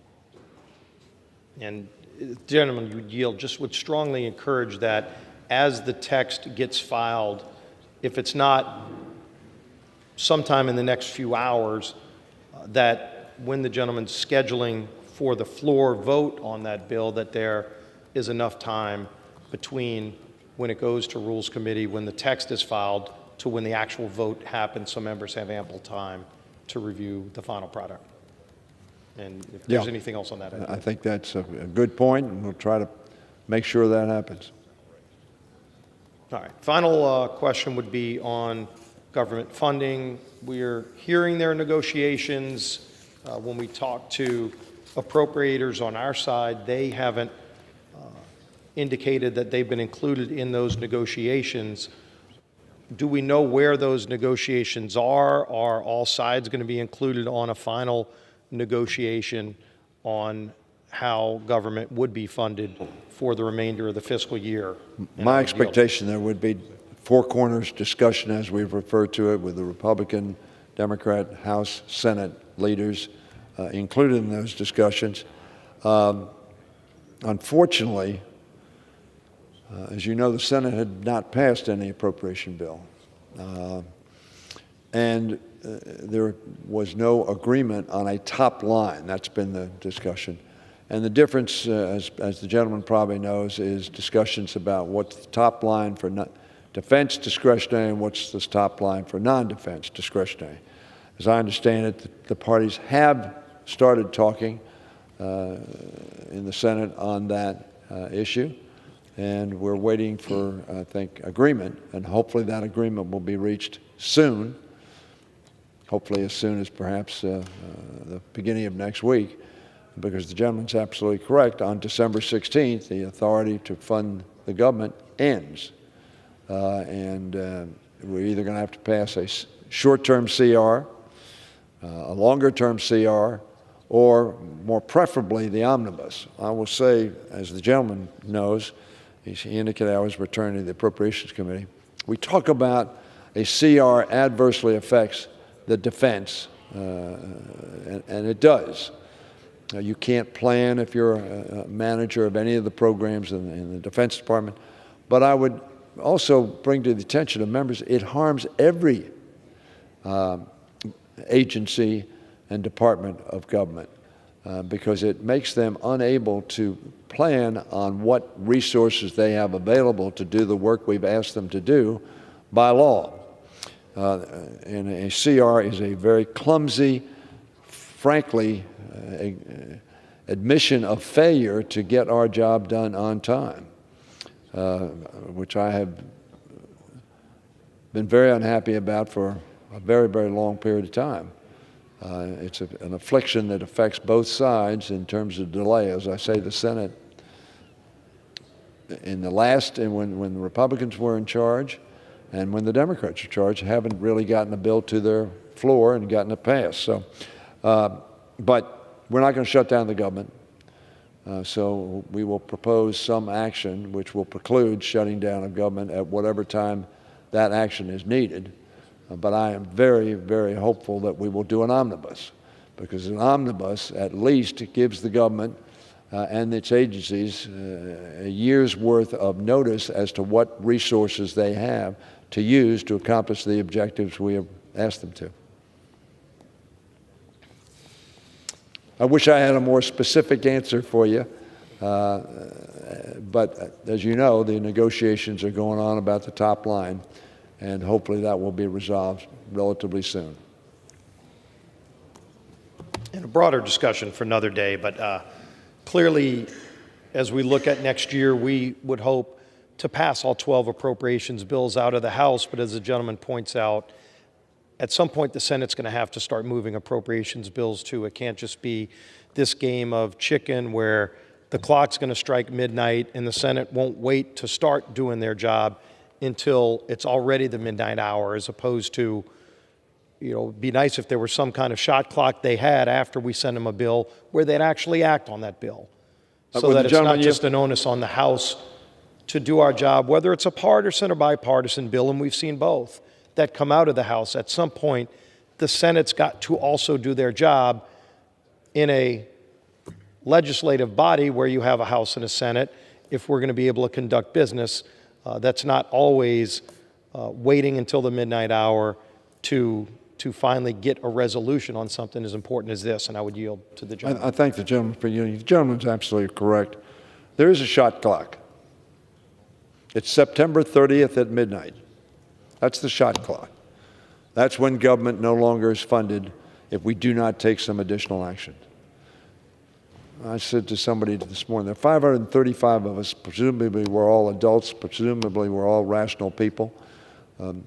Neither side would agree that everybody is that, but the fact of the matter is, and we don't do what we know we have to do. The only thing you have to do, may want to do a lot of things, and we passed, from our perspective, very good legislation through this Congress, but the only thing you have to do is pass the 12 appropriation bills so you can fund the operations of government, or make a decision that you're not going to fund a department, a program, an activity, whatever. But we don't do that. And we have, unfortunately, the sense that the delay is an acceptable process, as the gentleman points out. And then you get to the last minute, a crisis, and then you get a big bill we call the omnibus bill that really it's so large and as so few people have been participating in the formulation of that bill that it's unfair to the members of Congress, it's unfair to the American people. So I couldn't agree with the gentleman more that the appropriation process should be done. My own view is each bill should be considered individually. You started the practice, the Republicans started the practice. We followed the same practice of bundling them so we could save time. But I look forward to working with the gentleman. I'm going back to the Appropriations Committee, working with Chair DeLauro and the Ranking Member DeLauro on doing that. But to her credit, all 12 bills were reported out of committee in a timely fashion. And I would suggest, this is gratuitous, you didn't ask for this advice, but What I would have done if we could have done it is start the markups and finish the markups in June. Start the markups in May, pass the bills in June, send them to the Senate, and have July and August and September to resolve differences between the two, and pass the bills by September 30th. That's what we ought to do. I agree with the gentleman. It's an objective that we ought to try to attain. And I share the gentleman's concerns there. One of the reasons we put the calendar out for next year this early and built time in during those months before the summer so that there's ample time to get all 12 appropriations bills through the House, give the Senate time to do the work well in advance of the deadline, and then at some point the onus has to be on them to do the job that they have to do before the midnight hour. And I yield to the gentleman. One of the things, I've been on the Appropriations Committee, I was on it for 23 years before I took leave. We had actual conferences. Senators and House members on the two subcommittees came together, discussed differences, tried to resolve those differences. That essentially does not exist any longer, and it's I think, not healthy for the institution. And it's a good suggestion. That's something that we can get back to, hopefully, in the new year, try to make this process work better. But I appreciate, again, we'll have this conversation more next week. And with that, Mr. Speaker, I will yield back the balance of my time. The gentleman yields.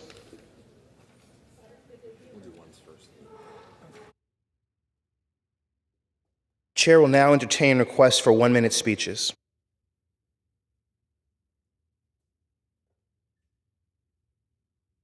For what purpose does the gentlewoman from Ohio seek recognition? I ask unanimous consent to address the House for 1 minute to revise and extend my remarks. Without objection, the gentlewoman is recognized for 1 minute. Mr. Speaker, I rise today in solidarity with the people of Ukraine and President Volodymyr Zelensky, who recently honored the millions, over 14 million people of his countrymen in Ukraine who died during the Holodomor, the Soviet-enforced famine that purposefully starved Ukraine in the early 1930s to subjugate them and politically control them. Then, as now, the tyrants of the Soviet Union, Joseph Stalin and Russia, used food and famine as a weapon of war. Innocent civilians are not unintended victims, but rather specific targets of horrific brutality to rule over them. Russia and Putin also, in this modern era, waging a war on Ukraine, kill, maim, starve, freeze, and torture as many men, women, elderly, and children as possible. These are war crimes. Putin and his enablers are war criminals. But the courageous Ukrainian people have not broken, they have not bent, they fight on with great valor. As Ukraine leads this righteous fight for her liberty, her sovereignty, and her very survival, it is incumbent upon all free nations to aid her in her time of need. Ukraine, America stands with you. The world stands with you. We pray and fight for the day that your home will be a peaceful, enterprising, and virtuous one again. I yield back. For what purpose does the gentleman from West Virginia seek recognition? Without objection.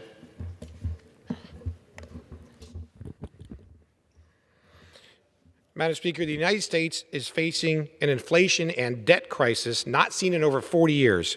West Virginians have seen the value of their savings erode before their very eyes because of reckless tax and spend policies. We know who's responsible for the current inflation crisis, but what in our country's history has allowed us to get to this point? The answer can actually be traced back to 1971, when President Nixon took the United States off the gold standard. The gold standard means tying the dollar directly to the value of gold. Under the gold standard, any American would be able to trade their dollars for a fixed amount of gold. By linking the dollar to the value of gold, the money supply could only be increased if the supply of gold increases. This connection protects the purchasing power of your dollars. That is why I introduced legislation to return the United States to the gold standards. Had we been on the gold standard or some other fixed standard, we'd not be in the inflation crisis we're in today. I look forward to working with the Republican majority to make sure this issue gets attention. Thank you, and I yield back. The gentleman yields. For what purpose does the gentlewoman from North Carolina seek recognition? Mr. Speaker, I seek unanimous consent to address the House for 1 minute and revise and extend my remarks. Without objection, the gentlewoman is recognized for 1 minute. Thank you, Mr. Speaker. I rise today to honor the remarkable life and legacy of Betty Ray McCain, who sadly passed away last week. She was a force of nature. She spent decades fighting for North Carolinians, from working for former Governor Jim Hunt to serving on UNC's Board of Governors. Much of the social progress we've made in North Carolina can be credited to Betty Ray McCain's work with the North Carolina Democratic Party, where she served as the first chairwoman. In the 70s and 80s, she was one of the most important voices in the fight to ratify the ERA. As a longtime resident of Wilson, North Carolina, Betty Ray McCain always gave back to the community she called home. She paved the way for women like me, and her legacy will inspire future generations. Betty Ray McCain left her mark on North Carolina history, and we are better because of her. Thank you, Mr. Speaker, and I yield back. The gentlewoman yields. For what purpose does the gentleman from Louisiana seek recognition? Address the House for 1 minute and revise and extend my remarks. Without objection, the gentleman is recognized for 1 minute.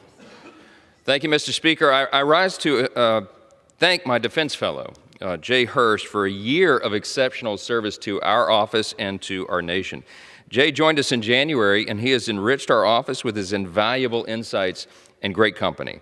He was instrumental in the NDAA process and meeting with members and staffers from offices across Capitol Hill and achieving great wins for our state, Louisiana, and our country. Although he was only with us for a year, Jay instantly became like family to us, mentoring our interns and making complex military issues understandable for staff. And in his spare time, he didn't have much, he also published scholarly articles on military matters on a number of pressing policy questions. Jay is leaving us for the Pentagon, where he will undoubtedly carry on the high standard of excellence that he brought to our office. Know that you'll be missed and prayed for, my friend. Thank you for all of your service. I yield back. The gentleman yields. For what purpose does the gentleman from Illinois seek recognition? Mr. Speaker, I seek unanimous consent to revise and extend my remarks. Without objection, the gentleman is recognized for 1 minute. Thank you, Mr. Speaker. I rise today to honor the work of Illinois House Majority Leader Greg Harris, who is retiring from office at the end of this session after 16 years of dedicated service to the north side of Chicago and to our entire city and state. Simply put, Majority Leader Harris' tenure in the General Assembly has been historic. He spearheaded the effort to legalize same-sex marriage in Illinois in 2013, championed health care reform, and has fought with great success to expand access to housing in our state. Majority Leader Harris is a skilled and compassionate legislator. As the first openly gay person in Illinois legislative leadership, he's brought a lived experience to his work and has created a more equitable city and state. Majority Leader Harris, I'm grateful for all that you have accomplished and know that your work will benefit people in Illinois for generations to come. Enjoy your well-deserved retirement. The gentleman yields. For what purpose does the gentleman from Pennsylvania seek recognition? Mr. Speaker, request unanimous consent to address the House for 1 minute and revise and extend my remarks. Without objection, the gentleman is recognized for 1 minute. Mr. Speaker, thank you. I rise today to recognize the dedicated efforts of a great champion in the service for wildlife preservation and nature conservation. Janet Nice of Elliotsburg, Pennsylvania, is a leading advocate for conservation and women in the outdoors, both locally and nationally. Since 1990, Janet has held leadership roles in conservation organizations such as Safari Club, the National Rifle Association, and the Wildlife for Everyone Foundation. In addition to being a charter member of the Wildlife for Everyone Foundation since 2004, Janet served as secretary and president during her tenure. Most recently, Janet was elected by her fellow members to serve on the board of directors of the NRA. Most notably, Janet has dedicated her time to teaching classes about the outdoors and self-defense for women. She's frequently been an instructor for hunting and firearm safety courses throughout the United States.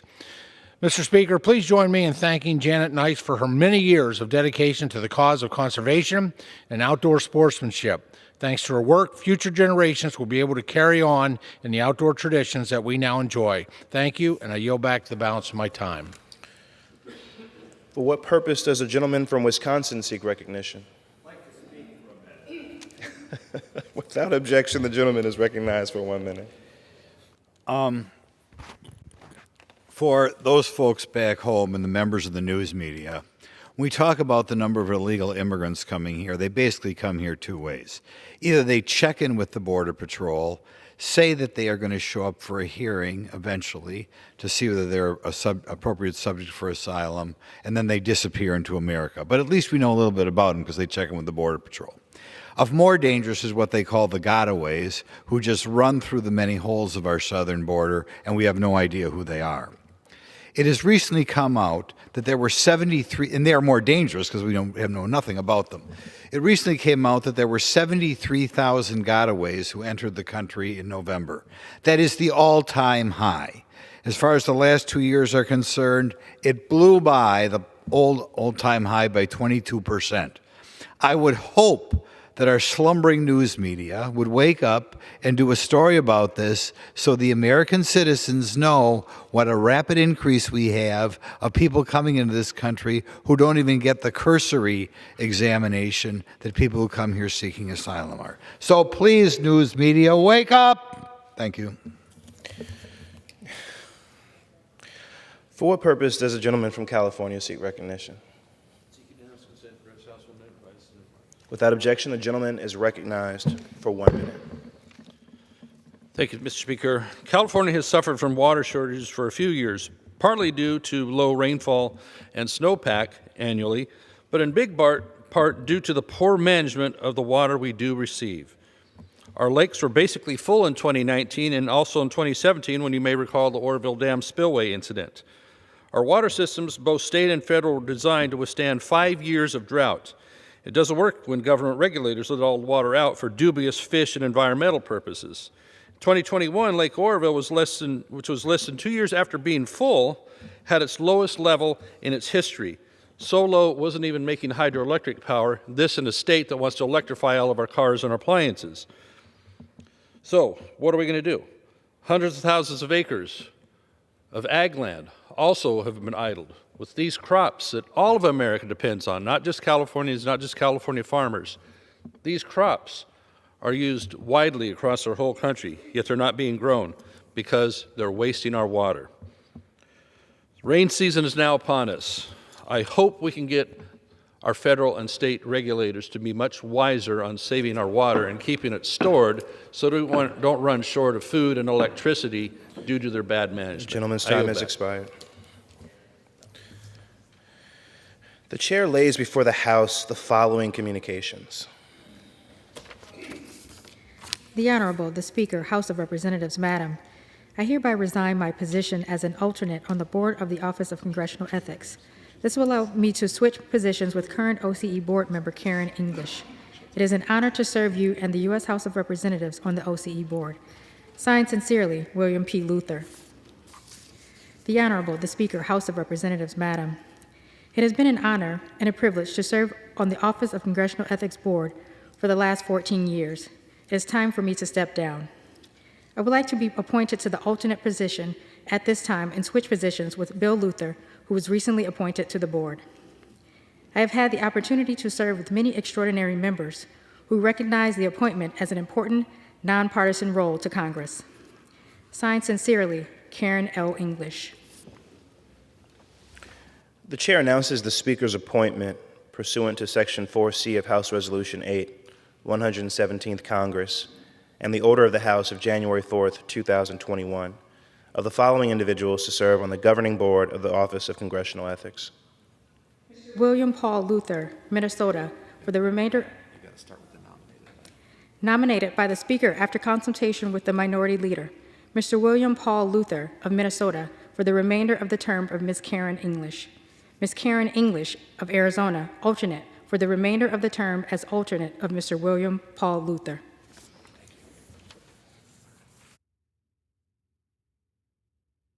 Speaker's announced policy of January 4th, 2021. The gentleman from Texas, Mr. Green, is recognized for 60 minutes as the designee of the Majority Leader. Thank you, Mr. Speaker. Mr. Speaker, and still I rise, a very proud, liberated Democrat, unbought, unbossed, and unafraid. And I'm proud to say that today I will address the question of comprehensive immigration reform. But before moving into this question of comprehensive immigration reform, I'd like to thank those who make it possible for me to have these opportunities to speak. I thank the Speaker of the House. I thank all of the persons who are in leadership. I am grateful for the opportunity because this is a means by which messages can be made known to the masses. Many of the masses would not receive these messages but for what they hear from the floor of the House of Representatives. I'm honored to represent the 9th Congressional District in Texas, and I'm honored to thank those who allowed me to serve previously and who are allowing me to serve for an additional 2 years in the Congress of the United States of America. Mr. Speaker, immigration reform is exceedingly important for many reasons. I will speak to one reason that is exceedingly important today, but I in no way would want people to conclude that I'm not concerned about what's happening at the border, that I'm not concerned about ingress and egress into the country. Wouldn't want people to think that I don't believe we need to know who's coming into the country, who's leaving the country. All of these things are important. I am concerned about them. But I'm also concerned about them in a comprehensive way. I don't believe that we should try to do a patchwork fix of what's happening with immigration. I think that we look at it from a holistic approach, and if we do, we will have an immigration bill that we can be proud of, that can deal with many of the nuances that are not brought to the attention of the public with any degree of regularity. We tend to focus more on the border than on other aspects of immigration reform. Today, I will focus on an aspect of it that is somewhat different from the border itself and people who find themselves crossing the border for many reasons, many with good reason, I might add. Today, I'd like to talk about Mr. Alvarez, Mr. Jaime Avalos Rosales, to be more specific, Mr. Jaime Avalos Rosales. Mr. Jaime Avalos Rosales was born on November 25th, 1994, some 28 years ago, in Oaxaca, Mexico. Mr. Avalos was brought to this country as a baby. He was about 1 year of age at the time that he was brought into the country. He has lived in this country for more than a quarter of a century. He's a graduate of a high school in this country, in Houston, Texas, Bel Air High School. He worked in Houston, Texas. Mr. Avalos married an American-born woman, and has a son. His wife, Yariana Martinez, and he have a young son, Noah Blake Avalos. This beautiful young baby is currently with his mother in Houston, Texas. Mr. Avalos has been banned from the country and is in Mexico, in Juarez, Mexico, banned from the country for a period of 10 years. This is why I rise today to give some intelligence on what has happened to cause Mr. Avalos to find himself in this predicament of being banned from the country for a period of 10 years. Mr. Avalos, living in this country as a DACA recipient, working, not having committed a crime, Mr. Avalos decided that it would be appropriate to become a lawful citizen in the country. He was here undocumented. He wanted to do what was right for himself, but more importantly for his baby Noah and his wife. He and his wife conferred, and they concluded, after having conferred with persons who were supposed to know, that he should return to Mexico, to Juarez, to the consulate there, and that he would apply for his visa to return to this country, go to Mexico, Juarez apply for a visa to return to this country lawfully. By the way, he made an appointment to go to Juarez, Mexico. He made an appointment to go there to the consulate. This is the way it is done. You make an appointment, you go there, you make your application to return lawfully into the country as a person with a visa. He did this. He had no reason to leave the country other than to do this. He loves this country. He's been a hardworking person. Moralistically speaking, he's an American. But he does not have the documentation that would make him an American in the eyes of the laws of this country. So he leaves this country, leaves his wife, leaves his baby, goes to Juarez and makes application. Upon making application, it is discovered that Mr. Avalos was brought to Mexico at the age of 7 from the United States to Mexico for a purpose of having his birth properly registered in Mexico. So he leaves the United States not of his own volition, but in the arms of his mother, who takes him to Mexico to register his birth. Upon registering his birth, he comes back to this country. He's been in this country for decades, more than a quarter of a century. Upon going to Juarez to register, they discover that he was brought to Mexico for this purpose. One time, leaving the country, going to Mexico to have his birth registered. There is a law on our books indicating that if you are in this country for more than 365 days, and if you leave after more than 365 days, you cannot return for a period of 10 years. That's the ban that Mr. Avalos finds himself having to suffer from. He left, but he left in the arms of his mother. He left as a 7-year-old child. In fact, he was taken out of the country. This was not something that he did of his own volition. He has no recollection of having done it. And having no recollection of it, he didn't call it to anyone's attention because he quite frankly didn't recall the circumstance having occurred. But having done this, the consulate and the officials there, whom I visited with, concluded that he was subject to this 10-year ban because he came back at the age of 7 to have his birth registered. This literally is why he is banned from the country. I, along with staff members, his wife, and his lawyer, Attorney Salim, we went to Mexico to visit Mr. Avalos. He is my constituent. I do this. He's not the first constituent that I've had to go to Mexico to visit.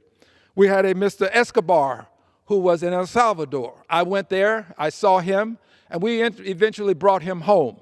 My intentionality is to bring Mr. Avalos home. It may not happen as soon as I would like, but we will bring Mr. Avalos home. This is an injustice. So I took staff, his wife, baby Noah, and his lawyer to Mexico. We went there to Juarez, and we met with him extensively. I had an opportunity to see him interact with baby Noah. I saw tears well in his eyes as he talked about how much he loved his son and how he misses his son and how he doesn't want his son to grow up without his father being in his life. It was a very touching and moving moment to see this occur. This man who loves his child. His mother, the child's mother, was there with us at the time. Attorney Salim was there. We had a reporter there as well. This is a very heart-wrenching circumstance to have to negotiate. He wants to return home. He is living there. Fortunately, he has a relative, and he's living there with a relative. He does not venture far from the place where he's staying. In Mexico, Mr. Avalos is a stranger. In Mexico, Mr. Avalos is viewed as an outsider, especially if it's known that he is barred from coming back to this country. Mr. Avalos is concerned about his safety, as am I, as is the case with his wife. We are all concerned about his safety. He is very careful not to go very far away from where he lives, and when he does, he's usually accompanied by some other person who is familiar with the environment, who can help him to be assured that he'll return home safely. Concern for his safety is something that I would call to everyone's attention, and I think this in and of itself is reason for us to want to make sure that we bring him home. But aside from this, Mr. Avalos has a home in Houston, a home that he is purchasing. As I've indicated, hardworking, productive, buying a home, has an American-born wife, an American-born child. So he wants to return to his home and his child. He wants to give that child the opportunity to have the presence of a father in his life throughout his childhood and into his adulthood. He'd like to be there when his child takes his first step. The child is just learning to speak and learning to say, "Daddy." I was there when the child was reaching for his father and trying his best to utter the words, "Daddy." He wants to enjoy the things that a father can enjoy with a son, to be there on the first day of school, to participate in activities with his son. He's a good and decent person who has done nothing wrong other than what we perceive to be wrong, and that is having been taken out of the country at the age of 7 by his mother to register his birth. It's my belief that the law ought to have some consideration for persons who are taken out of the country as opposed to persons who leave the country. Many persons will leave the country. They are persons who have the intentionality of leaving, and the law should apply to them. But a child at the age of 7 who has no recollection of it, who was taken out of the country, in my opinion, there ought to be some exception for this person, Mr. Avalos. I believe that we should try our best to get him returned to this country. So there are several things that we are doing. We have legislation that we have filed, 2 pieces of legislation. One piece of legislation would deal with Mr. Avalos and his circumstance. We believe that his is a special circumstance, and the law provides for this type of legislation. Another piece would deal with persons who are similarly situated. We believe that if there are such persons, and there are, I am told by others who should know, we want to make sure that we cover them as well. Young people, babies, children who are removed from the country by parents, who don't leave of their own volition. We want to make sure that we capture them in the law, because this type of injustice should not go unnoticed and should be corrected. We also believe that Mr. Avalos is a candidate for what we call humanitarian parole. I believe firmly that if he is granted humanitarian parole, he will return to our country, be a law-abiding person, and who will be a credit to our society, will make America a better place by being here, who will be a great father to his son Noah, and will be a good husband to his wife Yariana. This can be accomplished, and we are making every effort to do so through the good offices of Secretary Mayorkas, good offices of Homeland Security. We believe that this can be accomplished through USCIS, and he will have the opportunity to return home. All of these things are going to take time. I'm a patient person, but I believe that the longer he is away from his son, the longer this becomes an injustice, and the longer this becomes a circumstance where justice is being denied. So we're going to push for all of these things to try to bring Mr. Avalos back to this country, and we'd like to do it as timely as we possibly can, because one can see that his son misses him if you're in the company of him, Mr. Avalos, he and his son, then you would see immediately that there is a bond between them. I mention this case because This is the type of case, and there are many others, but this is the type of case that hardly makes the news. It's not a part of what we talk about when we talk about immigration and the need to have immigration reform.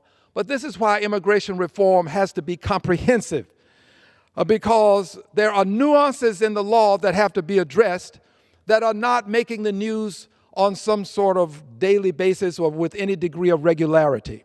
I believe that we have to take a holistic approach to immigration reform, that it has to be comprehensive.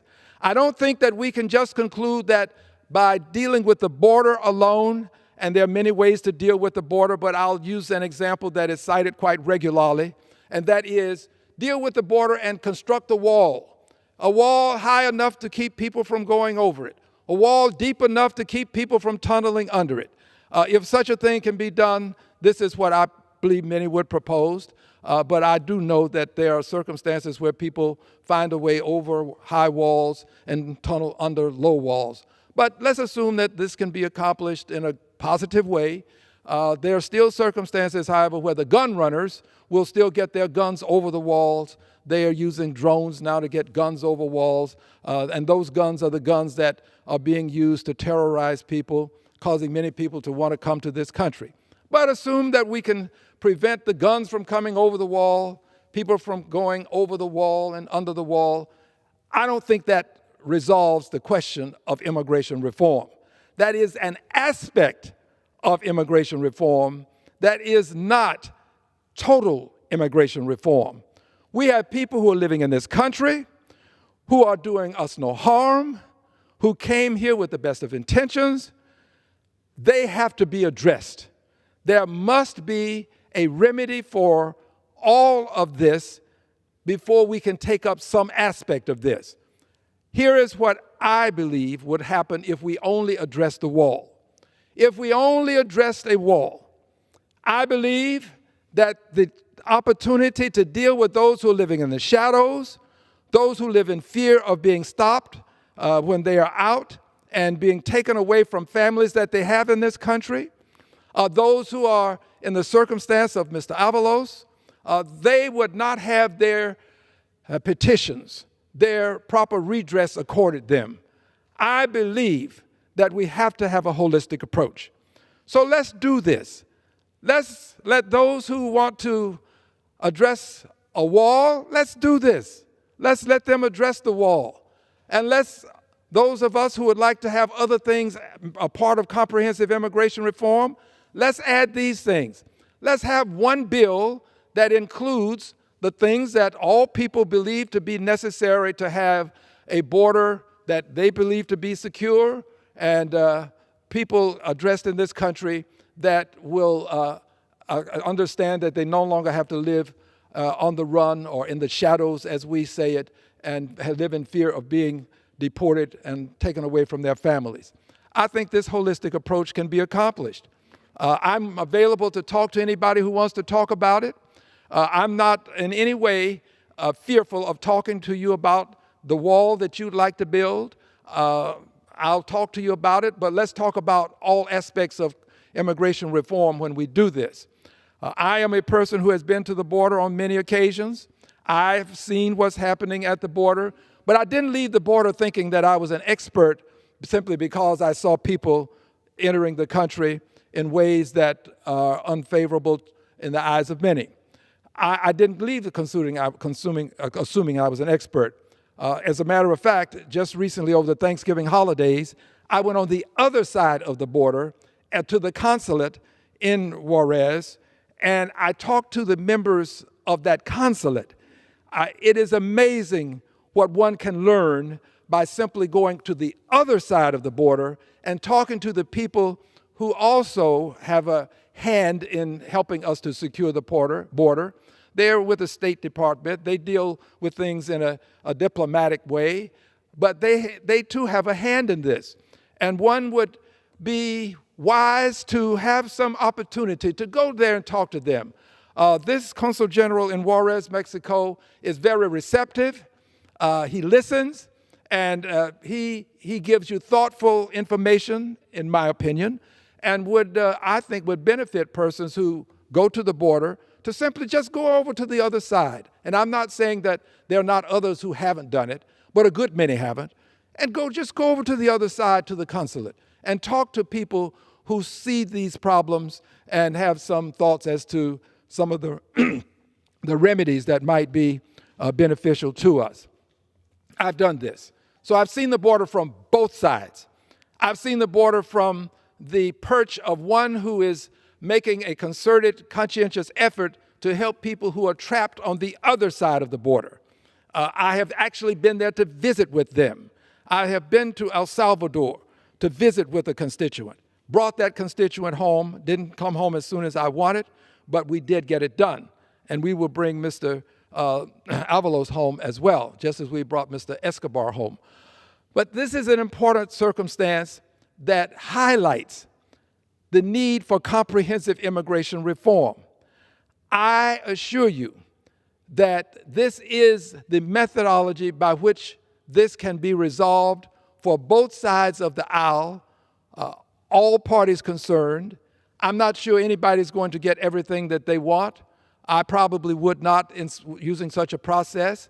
But we would do what I think the American people would have us do, and that is negotiate, develop legislation, let the legislation matriculate, take votes, come to a conclusion. That's the way the House should function, as well as the Senate, I might add. I would have us do this. But we can't do it if the only solution proposed is a wall, or if the only solution proposed is to have something done about the persons who are here living in the shadows. Either of those, without the other, would not be the comprehensive immigration reform that we need. This is what I support. And I believe that if we negotiate, as opposed to require what I would call capitulation as opposed to negotiation. Negotiation involves give and take. Capitulation involves one way or no way at all. That way is an unacceptable way of doing business. Everybody's going to have to give something. Hopefully everybody will get something.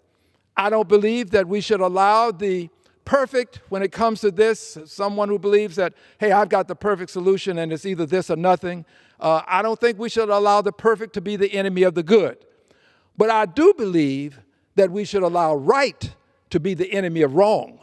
And it's just wrong for us to have someone in the circumstance that Mr. Avalos finds himself in. It is wrong to allow this to exist. And I believe that I have a right to do the righteous thing, and that is to try my best to extricate him from this most enigmatic circumstance. I plan to do all that I can in the future. I plan to go back if I need to, and I believe that I will, to see Mr. Avalos again. I will do all that I can to help his family get back to see the father of baby Noah and the husband of Yariana. I plan to do this. I think that I'm not a live and let live guy, meaning you do what you can to make your way through the world and I'll stay out of your way. Let me do what I can to make my way through the world and you stay out of my way. That is not my philosophy, live and let live.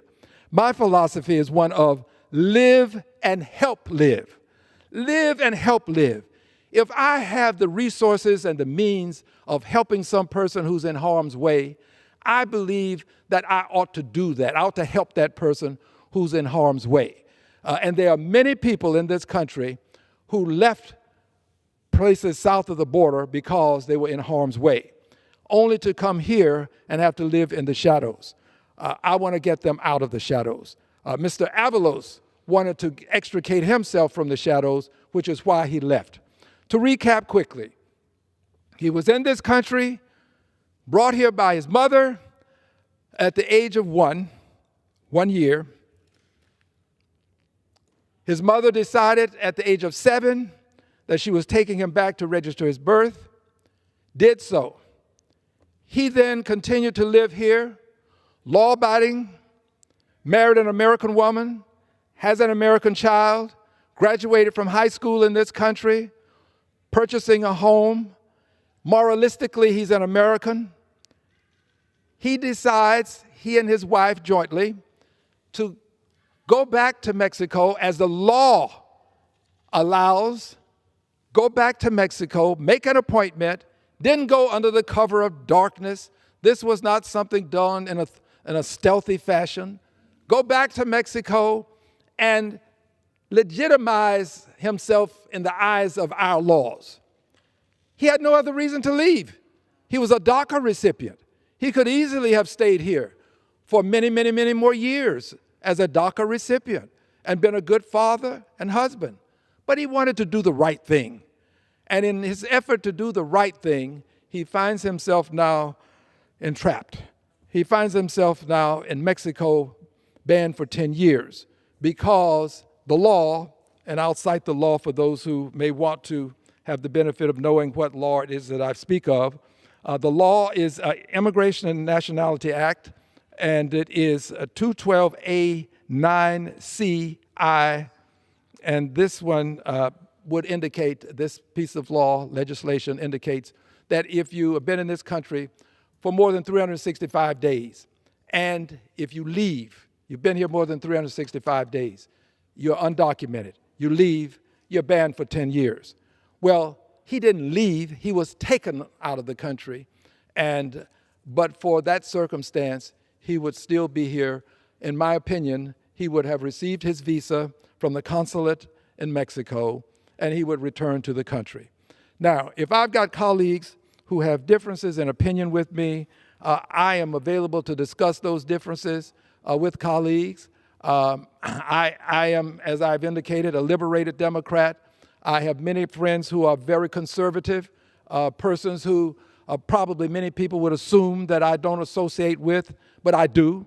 I'm not a guy who disassociates because a person happens to have a label that is different from mine. If I did this, I would have very few friends, probably. So I have friends who are very conservative. And I invite my very conservative friends who would like to have this discussion with me. I'm available. I answer my phone. Please give me a call. Come by my office. I'll come by your office. But these issues have to be addressed. And I'm all for addressing them in a comprehensive fashion, such that we take care of the persons who are caught up in the nuances of the law, such as the case with Mr. Jaime Avalos. Friends, this is a great country. I love my country. I wear a necktie that should give some indication that it means something to me to be an American. It means something to me. I say the Pledge of Allegiance. I salute the flag. I sing the national anthem. But I also believe that I ought to defend those who do not salute the flag, who do not sing the national anthem. I believe that that's what makes America great. The right to say, I disagree. The right to protest. A constitution that makes it lawful for us to have disagreements. I believe in this Constitution. I believe that we can get things done if we would but only exercise our right to talk to each other. Let's talk. Let's try as best as we can to make this country the country that all of us would like to see it be through our various different eyes, through the different perches that we all have. We all have different ideas as to what the ideal circumstance is. And I think that we can do this by simply deciding to talk to each other about these issues. So let it be known far and wide that I stand ready to talk with anybody who's ready to have that conversation with me. And I thank you, Madam Speaker Pelosi, for your many years of service as the Speaker of the House. You have been the person who taught me to say Madam Speaker, as well as many others, I might add, because before you there was not a Madam Speaker. And I appreciate the service that you have rendered. I thank you for the many opportunities that I've had to speak on the floor. To Mr. Hoyer, Majority Leader currently, I greatly appreciate the many things that you have done, Mr. Hoyer, to help me with legislation. You have been a real friend to me.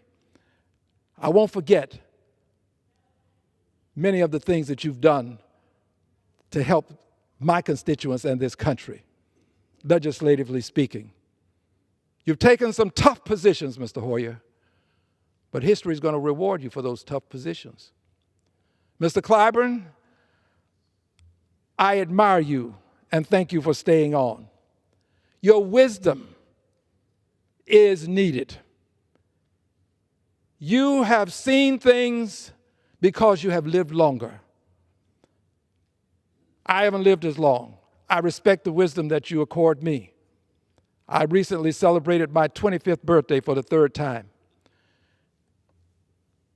I respect you, Mr. Clyburn, and I appreciate the fact that you are staying on in a leadership position. To those who have just acquired these new positions, I am going to do everything that I can to make your administration a success.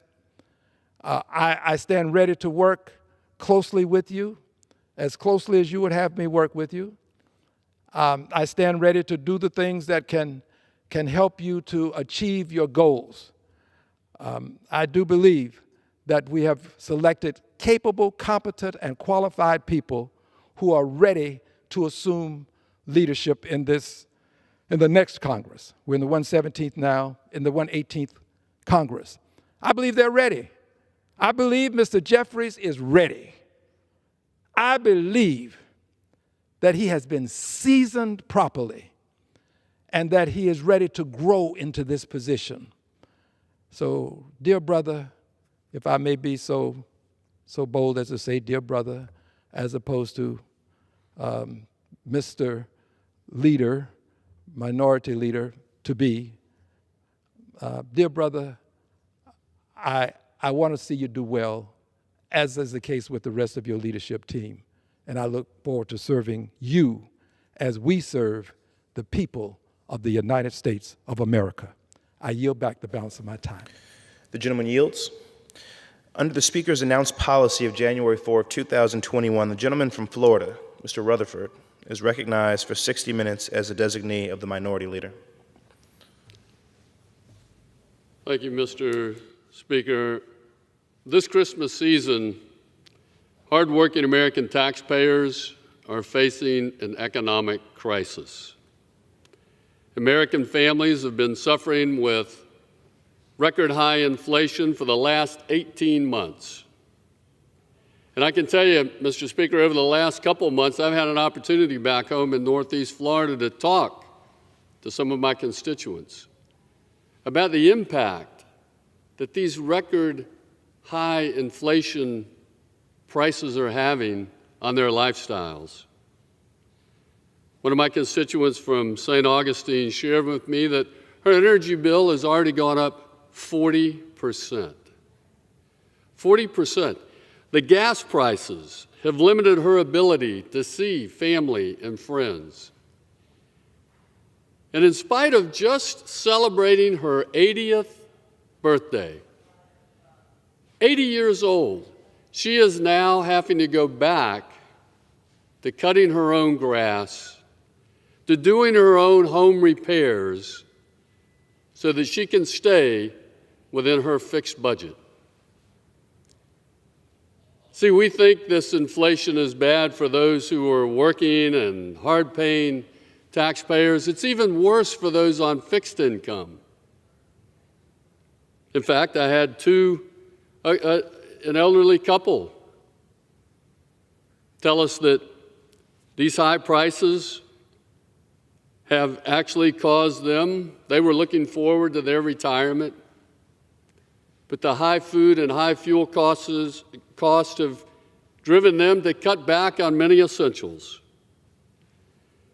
And Mr. Speaker, this is not a small amount of money we're talking about in this inflation. We're talking about $700 a month.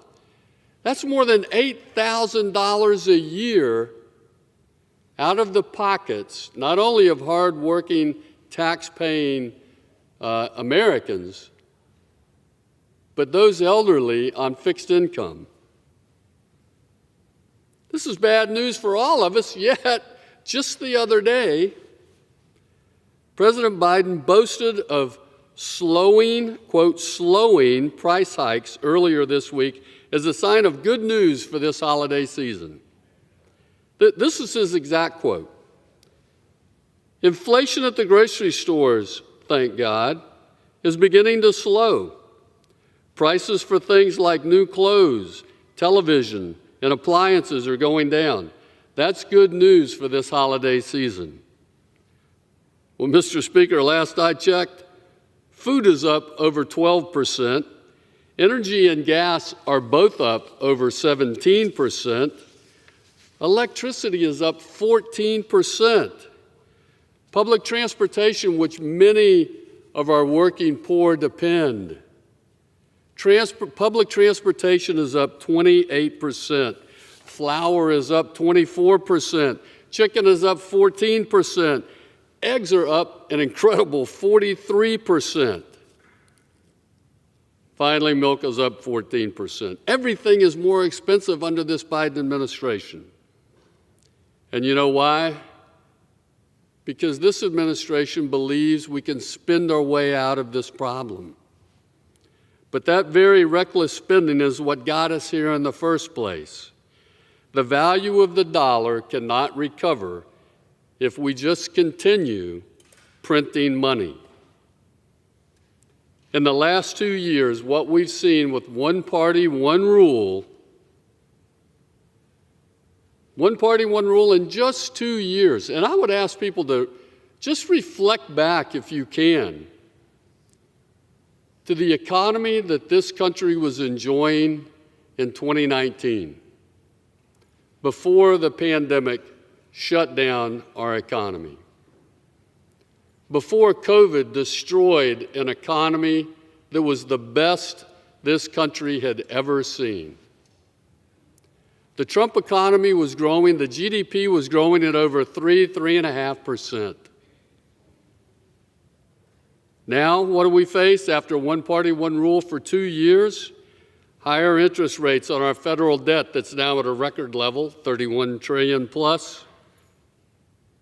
We passed an American Rescue Plan that the Democrats gave us $1.9 trillion, over $1 trillion in Biden executive order spending. The Inflation Reduction Act, which is kind of a misnomer, obviously, spent another $745 billion.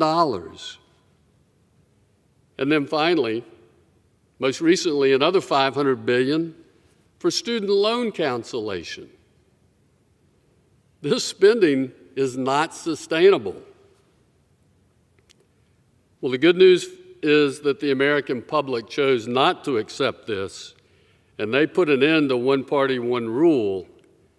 And come January, we will put an end to that. Hopefully, we can get back to that 2019 economy. But I tell you, in January, when the Republicans take back this majority, Mr. Speaker, we have got to start looking at, after we defund the 87,000 new IRS agents, we need to start looking at restoring America's energy independence. Because right now, today, Americans are gearing up to pay more for energy as they prepare for this holiday season and attempt to heat their homes. And this energy crisis doesn't just impact us at the gas pump. All goods cost more because energy is consumed and more expensive when it's across every level of our supply chain. Meanwhile, the president continues to reject common sense solutions that could alleviate this energy crisis that we're facing. It's almost unconscionable that he sits on 4,600 drilling permits, will not allow them to be released. Instead, he restricts that possibility of American energy independence and goes to OPEC hat in hand asking for their assistance to pump more oil. Or he goes to authoritarian dictators like Maduro, asking for more Venezuelan oil. Then his Inflation Reduction Act, which is anything but, that's $745 billion. Instead of reducing inflation, is really a socialist climate deal that caters to very special interest groups. I'll give you just a couple examples. People who buy electric vehicles get tax credits. They're buying $60,000 plus vehicles, and we're asking hard-paying, tax-paying workers to help pay for those. Companies that use union labor get billions in green giveaways. Tech companies producing semiconductors got a special carve-out so that they can take their $24 billion of new taxpayer subsidies to the bank. Corporations can purchase new vehicles, new electric vehicles, and trucks on the taxpayer's dime. That's what we're doing with their money. Companies that have employed bribery, who are breaking the law and have to pay fines and penalties, they now get to take that off their book minimum tax, which that simply overturns the tax code's current prohibition on such benefits. Those should never be tax deductions. Not when you're paying penalties and fines for criminal behavior. U.S. energy independence impacts every area of our lives, but the president would rather solely blame this conflict on the Ukraine and not admit that he could have done more to bolster our energy independence. Instead, he's taken the tactic that we're now really at a national security level, we're in danger because our strategic petroleum reserves are at dangerously low levels. And we withdrew our strategic energy reserves and then sold that to the Chinese Communist Party. Americans all across this nation are still scratching their heads on that one.